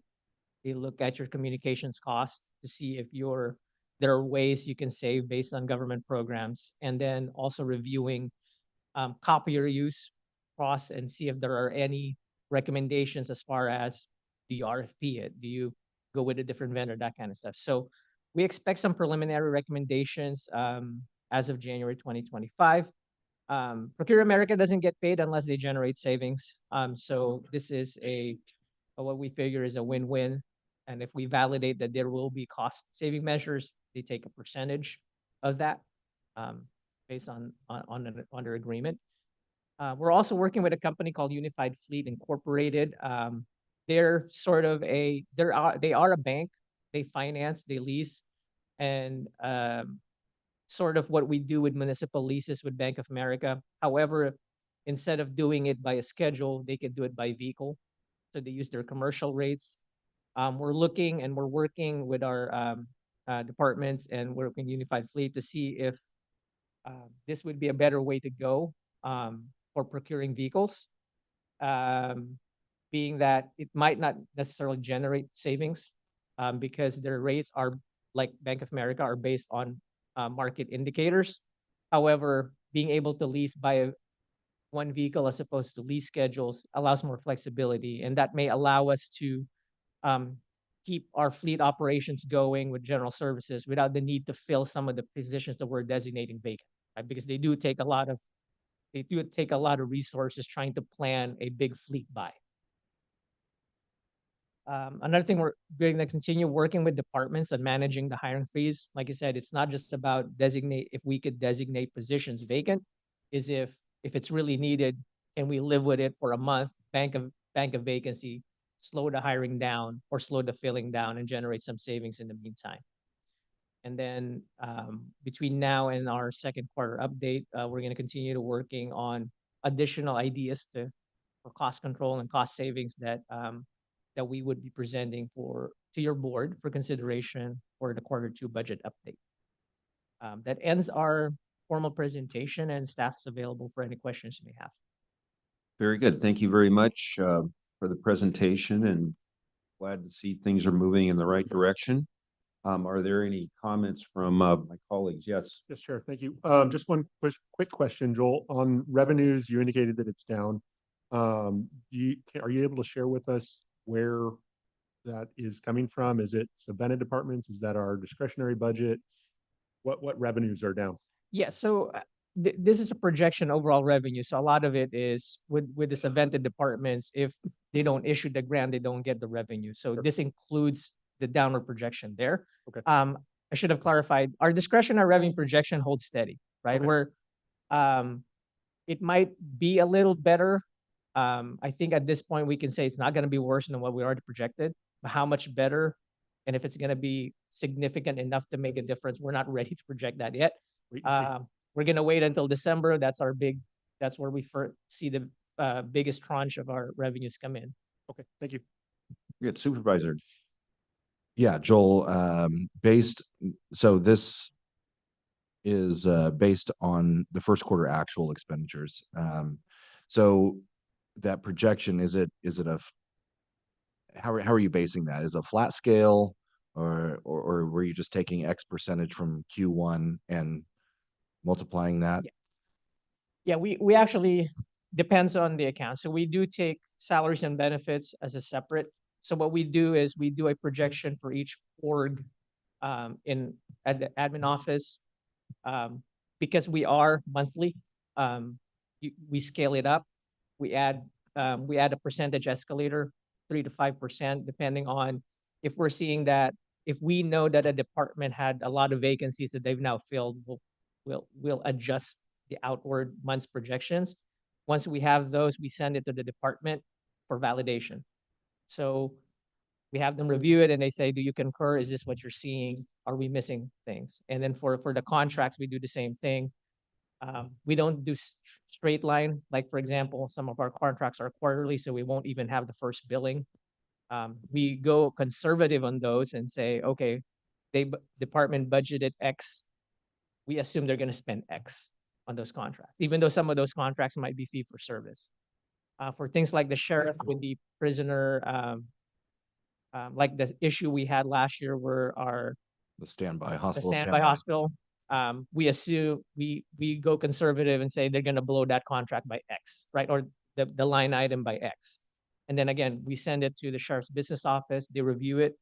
Are you seeing the same thing? Or are you, do you concur to be conservative here? And then we bring it back and then we lock that in as the projection. So it's not one methodology. For the most part, we scale it, we adjust it for known factors, and then we take the input of the department and say, hey, review this because you guys know your operations best. We want to be on the conservative side. Okay, I just want to know how deep in the weeds you are going. So it seems like you guys are getting pretty accurate, even though it's only one quarter.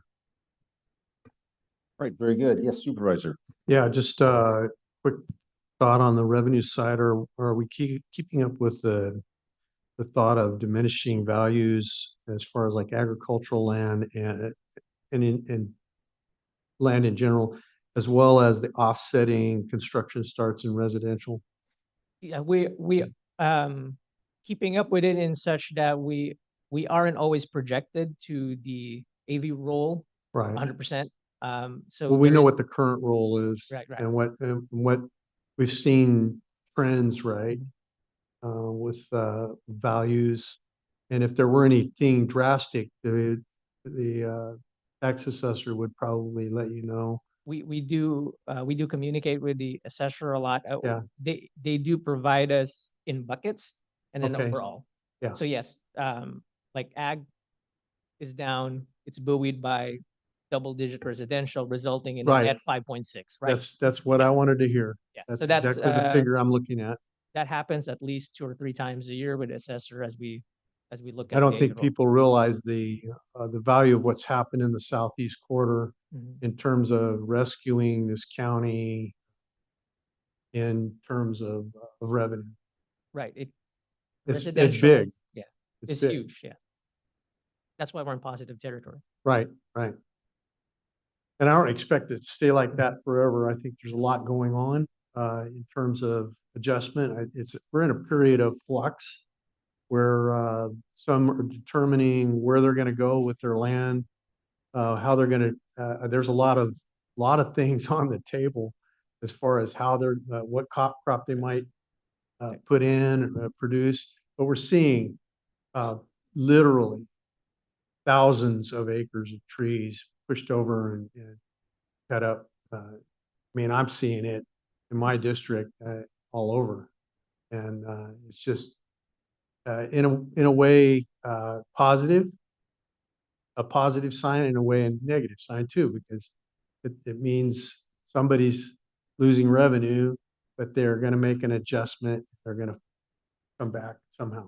And I do want to point out, speaking of taxes, our sales tax is pretty much flat. I think it's a little bit, I think it's close to 1% projected decline. That decline was already accounted for.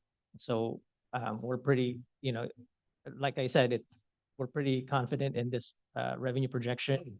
I do want to point out that in recent years, we did benefit from Prop 172 is sales tax based, but it's a statewide pool sales tax. And people outside won't realize that, but we did benefit from a huge shift into from the urban center sales tax transactions to online, because the Prop 172 allocation factor is based on proportionate, between jurisdictions. So when large big box, large sales tax is being generated in the San Franciscos of the world, their benefit factor is huge. But when the great leveling factor is when those moved out of there and they went online, counties like us who don't have that large urban center Right. benefit factor. And I bring this up is now that we've opened up, we're 3 years from opening up from COVID. Do we expect that our benefit factor would go back to pre-pandemic? Our consultant HDL doesn't anticipate those benefit factors shifting back to pre-pandemic. So it looks like where our Prop 172 revenues are is here to stay. So which is huge because we took $1.5 million swing, I think, between 2019 to today. In terms of cyber purchases and what have you, I know when I buy something on Amazon or whatever, I pay a tax, and that's supposed to come to Madera County based on zip code, what have you. Does that happen, and how do we make sure that it happens? I think it's based on fulfillment center, which fulfillment center fills your order. So if it's So it if you're- doesn't necessarily no. come here. Yeah, no, it won't come here. So if Fresno Wow. has a fulfillment center, that's the fulfillment center that fills your order. The point of sale is the fulfillment center. It becomes a Fresno County sales tax. So So they're benefiting from our purchases online. any county that has a fulfillment center, not a distribution center, a fulfillment center, Fulfillment center. that becomes the point of sale. And I believe that was something Amazon negotiated with California, where Wow. that would. They really screwed under rural centers then. Yeah, so I think it's still best to tell people to buy from your store. Yeah. It's pretty hard to do when you can Right. not go to the store and buy what you need online, much less. And anyway, I think that's something we need to address legislatively. If It's we're gone- not getting yeah. our due. I would like to point out that that's gone back and forth. So it was fulfillment centers, then it became a statewide pool, which we benefited from. And there were lawsuits because folks that put in fulfillment centers that made concessions for fulfillment centers, and then it flipped back. Yeah. So that Yeah. happened in a span of, I think, 5 or 6 years. Not only does that affect the general fund, but it also affects your, like Measure T, any property or any, sales tax generated revenues that come into the county. So I think it's something maybe we need to talk to some representatives about. Unless somebody builds a fulfillment center here and then we'll be on Yeah, that there you train. go. There you And I'm go. sorry. All right, very good. Any other comments from my colleagues? Are there any members of the public who have a comment on this item? Seeing and hearing none, thank you very much. We'll go to item 6D. Board of Directors, Flood Control and Water Conservation Agencies, Water and Natural Resources Department, informational presentation to review accomplishments in 2024 and anticipate challenges in 2025.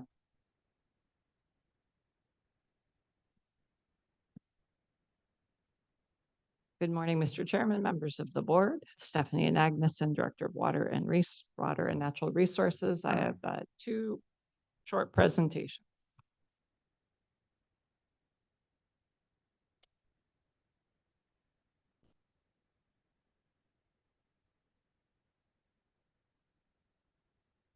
We do a short look back, look ahead once a year so that you understand and the public understands the functionings of the Flood Control Agency.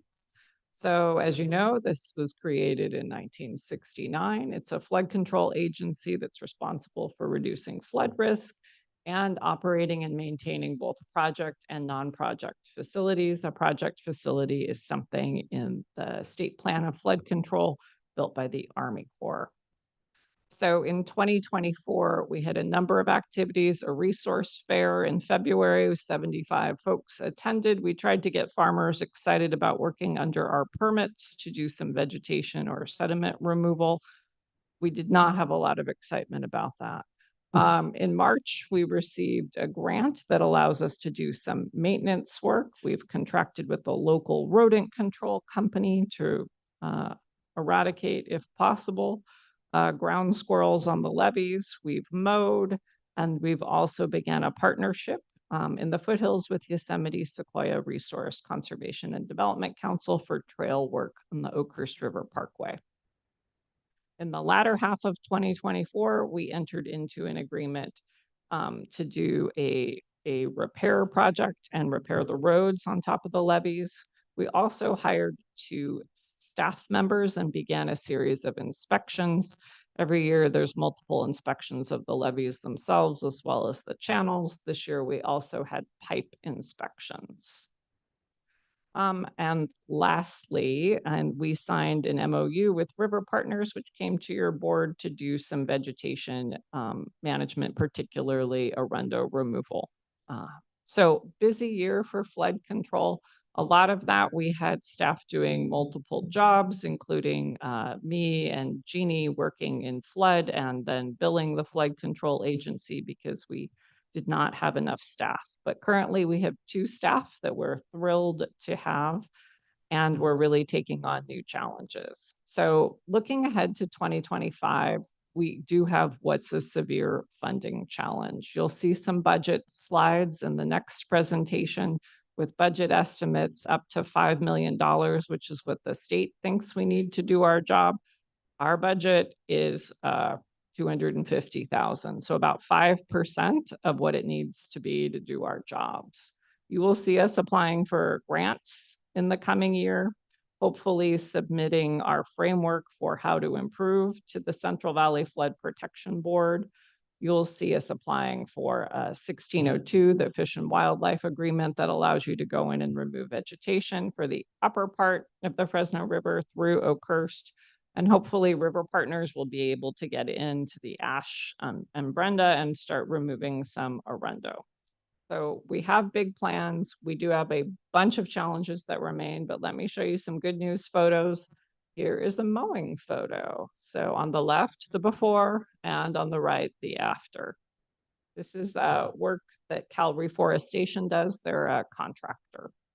Here is the process of inspecting the pipes. They're first flushed out and then a camera is sent through them. And then here are some of our challenges, including rodents and lots of encroachments. These are folks who are in the channels, putting up fences and the like. That's not allowed. So here are our challenges to overcome. We have rodent damage and repairs. We have invasive plants and other vegetation. You've heard me describe the challenges of working with fish and wildlife to obtain the ability to go in and remove that vegetation. And you have landowner issues. So those are kind of the overall challenges. But money is really first and foremost. And in the next presentation, I'll walk through why that is the case, but I wanted to give you an overview first of the activities from last year and look ahead to next year. So happy to answer any questions. Very good. Any questions for Stephanie for this item? Yes, Chair, just a quick question. I think it was in June, we had a report from CDFW that we had some nutria in the area. Have you gotten any reports on that? I did reach out to them and haven't heard back. There was supposed to be one spotted. I thought it was in the valley floor portion towards the Chowchilla River. But nothing outside that one report from the CD. Outside that, have not heard. We have think- just normal sized rodents. I think it was taken care of by Matt Skolnick. He went out there and he eliminated it. Good job, Matt. Thank you. Make Tom Wheeler proud. Then ate it. Barbecued it. Okay, Do we have any kind of, question?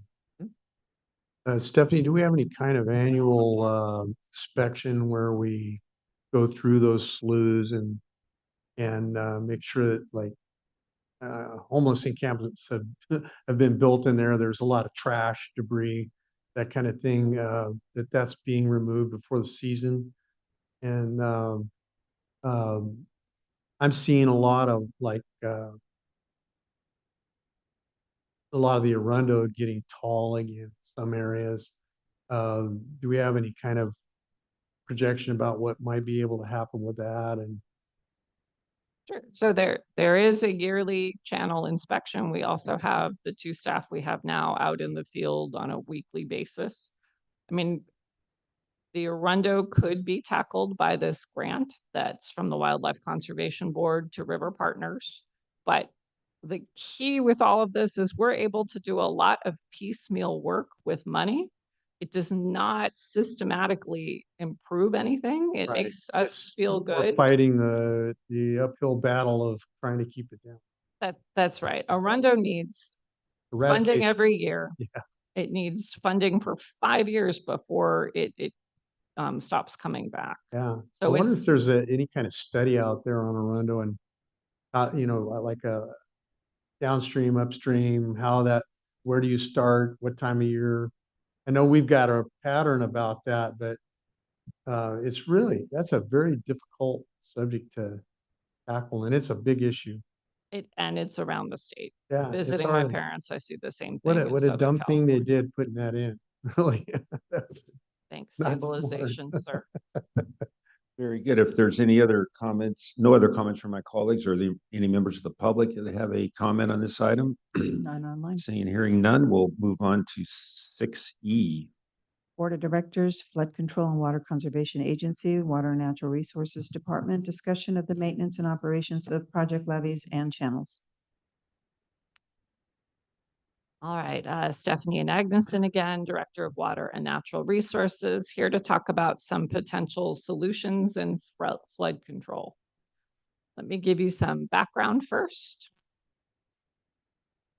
As you know, flood control lived in public works until 2018 when your board shifted it to water and natural resources. I think the board's desire was to present flood control as part of a solution to SIGMA, meaning if the challenge is that we don't have enough water in the system, let's use some of that flood water to get more water into the ground. And I think we were successful there. So in 2018, Public Works shifted this to water and natural resources. It came with one engineer.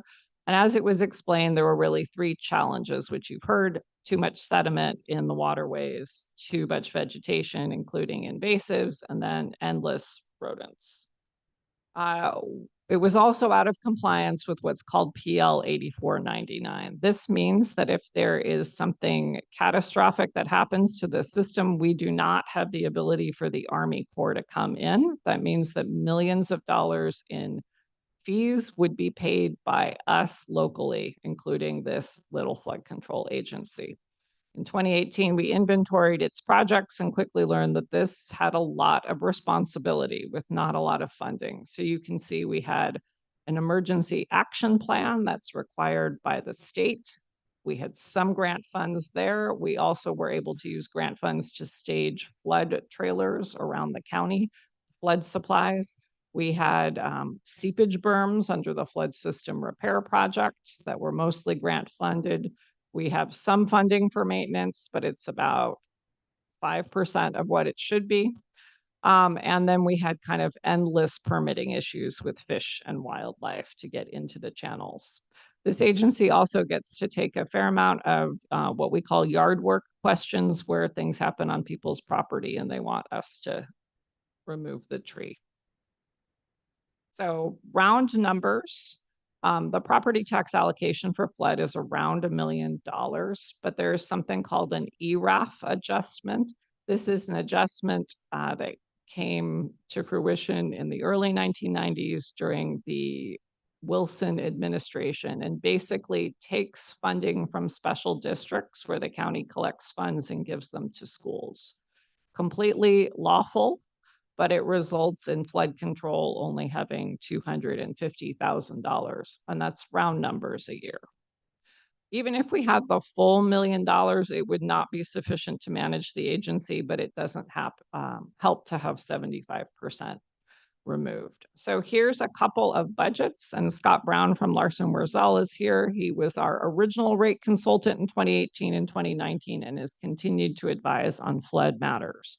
So we looked at a couple of options. One was minimum funding for the agency. That would have farmers doing a fair amount of that work. And that was 1.7. The state recommended funding level was 5.5. So again, we bring in $250,000 a year. We talked about rates that were somewhere between $4 and $10. $4 was the rate that was for most of the county participating. This would include the foothills. $10 was a rate for just the valley floor portion. We had a number of discussions with your board about who exactly was interested in paying for flood-related services to reduce flood risk. We created a working group with members of the water districts as well as the cities and key farmers, and walked through all of the efforts that we had made in an attempt to build support. We also had a lot of public meetings and found that there was not a lot of interest in paying for flood services. There was interest in receiving the service, but there was not interest in what seems like a fairly minimal amount of $4 to $10. In 2021, we had a letter in the Madera Tribune that was asking where the flood control budget went. Supervisor Poitras had a town hall, and we walked people through the very real regulatory struggles with trying to get this flood work done. We continued with our grant-funded projects, our seepage berms, our emergency action plan. We use the FMAP, flood maintenance work, to do mowing work and rodent control. So trying to keep things together. But here's a map. The places in purple are where most of our grant funds can be used. The orange is the bypass. The purple is where we can use the grant funds. So the point is, there is wide swaths of the county that are not eligible for most of the grant funds.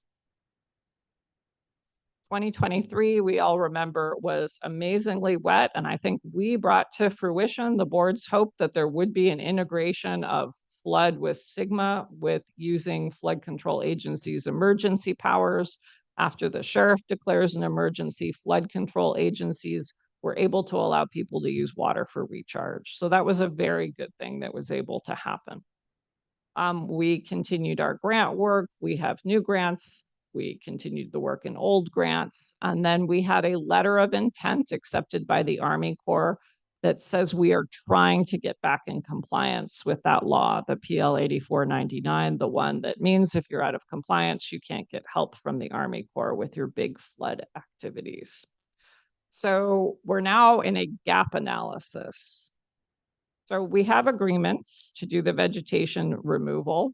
meaning we have the permission of CDFW under certain circumstances to do that, but we don't have sufficient funding to do most of the work. We don't have funding to do the work outside the areas that were in purple. And we have this sort of unstable and insufficient funding situation. And you've probably heard of the flooding one county north on Bear Creek in 2023 and resulting lawsuits. So there is a process for turning this work back to the state. It is a long process where you can change your mind a number of times.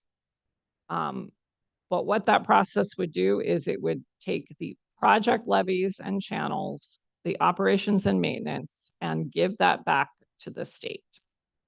The operation maintenance of non-project levies and channels would remain with the county. Many other flood responsibilities would remain with the county, including our MS4 reporting. But this process does involve your board adopting a resolution and beginning a dialogue with the Central Valley Flood Protection Board, asking the state to study first the costs it would take, and then we would need to agree to it.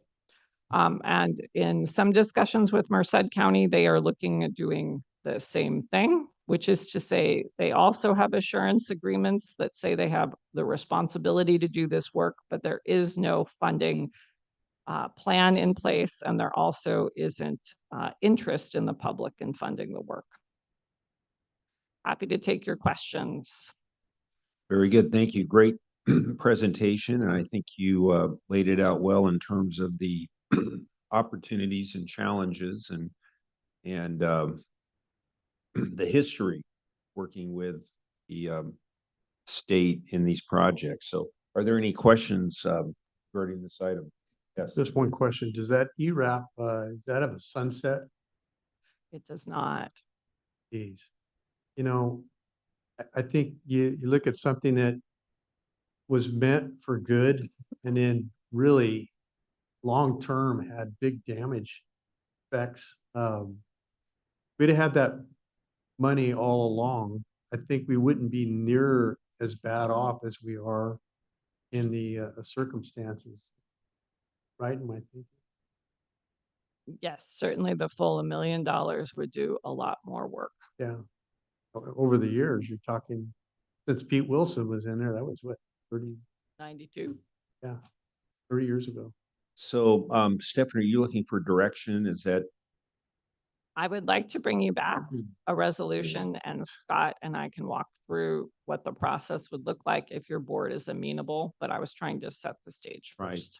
I mean, it's to me, it's the next obvious step that we take. You know, we don't have the money, we don't have the resources. We don't see anything happening in the nearer distant future that's going to change those things. So I would be in support of that, Supervisor. Yeah, thank you, Chair. So if the state comes in and takes over, are they going to be sending us a bill or?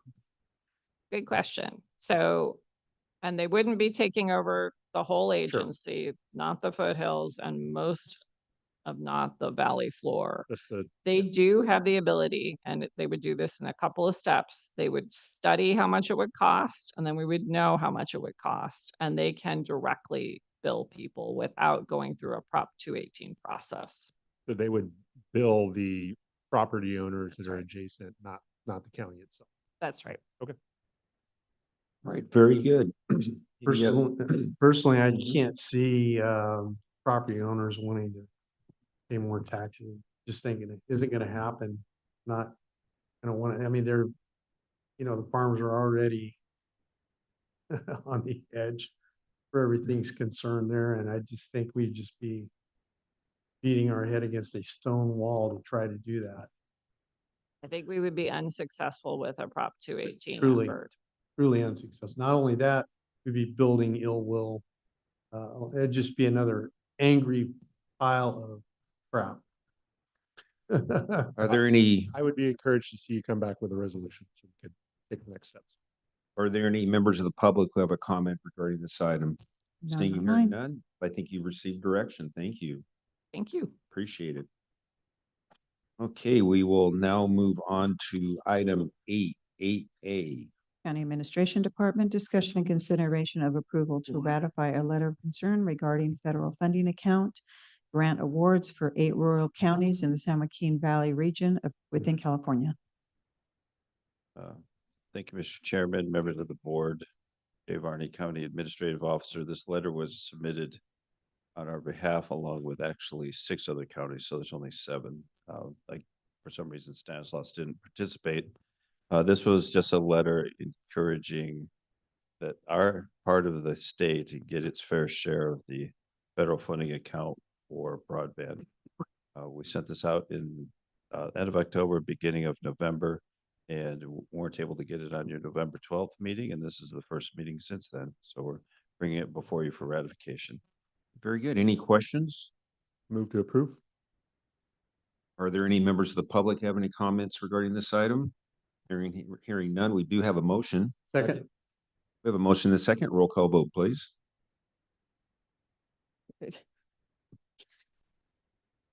Supervisor McCauley, Yes. Supervisor Rogers, Yes. Supervisor Wamhaugh, Yes. Chairman Poitras. Yes. Vote passes 4-0. Very good. Thank you very much. And we'll move on to supervisor and staff reports. And I'll start to my right with Supervisor Wamhoff. I attended CSAC in Pasadena a couple weeks back and actually never stayed in Pasadena. It's actually like being in LA, but not being in LA. It's cleaner, nicer, not too far from things, but it was good to reconnect with, some of those folks up there. It's a great opportunity to network with colleagues and see what they have going on and, just hear some new ideas and what people are going through. So it's a good time to connect with those people. Very good. Thank you very much. Supervisor McCauley. Thank you, Chair. I also had the opportunity to attend CSAC in Pasadena 2 weeks ago. Before that, had the opportunity to do a air district workshop in the city of Visalia. The great opportunity to learn about some of the advancements in clean air technology, as well as some of the priorities for the air district. Looking forward to see what they come up with next as far as grant funding for our farmers. We also have a ribbon cutting for Oakhurst on the 9th at 11, the Oakhurst satellite office. So looking forward to seeing everybody there. Want to make sure the public knows that we have a town hall for Bonneville 9 tomorrow evening. And then lastly, just another reminder, Jared had mentioned it, but we have a kickoff meeting for our Oakhurst mobility study next Tuesday at 5:30. Very good. Thank you very much, Supervisor Rogers. Nothing to report. Mr. Varney. Maybe we can fund flood control by having wild game hunts in the slough for nutria and roasting them over the Arundo, but that's. There you go. On the over Good touch, roasting over the Christmas time over the open fire. There you go. No report, Chair. Thank No you. report. And clerk of the board. Nothing to report. Thank you. Very good. And with that, we will close our board meeting, and we do have a IHSS meeting at 1:30. So great, everybody have a great lunch.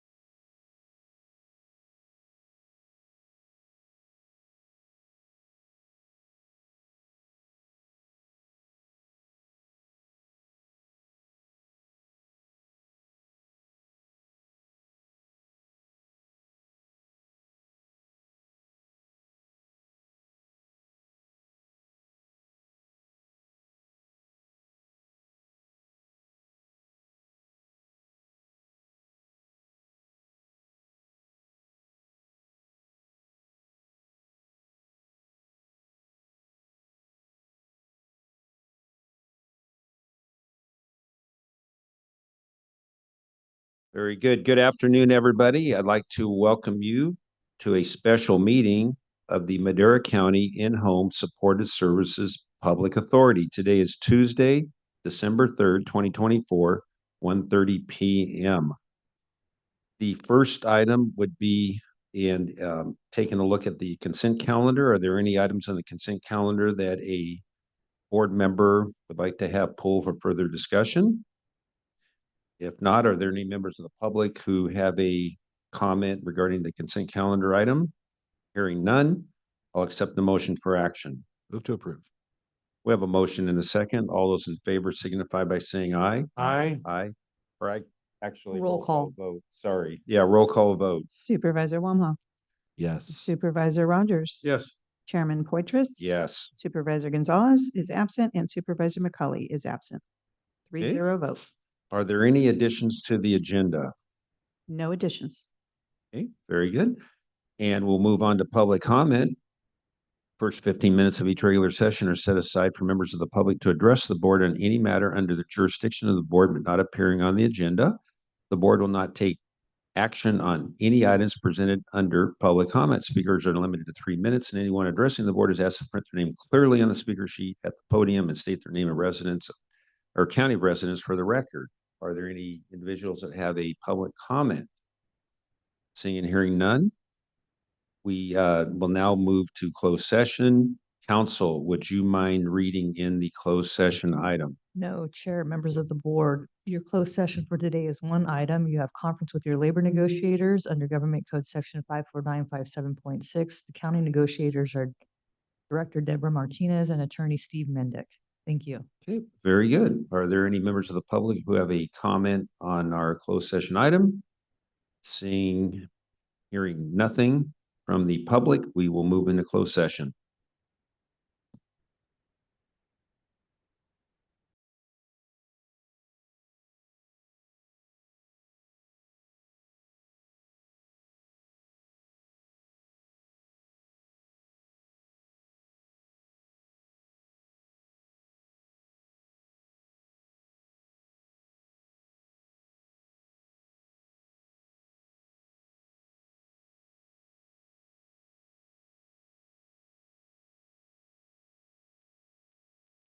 Good afternoon, everybody. We're back from closed session. Council, are there any reportable items?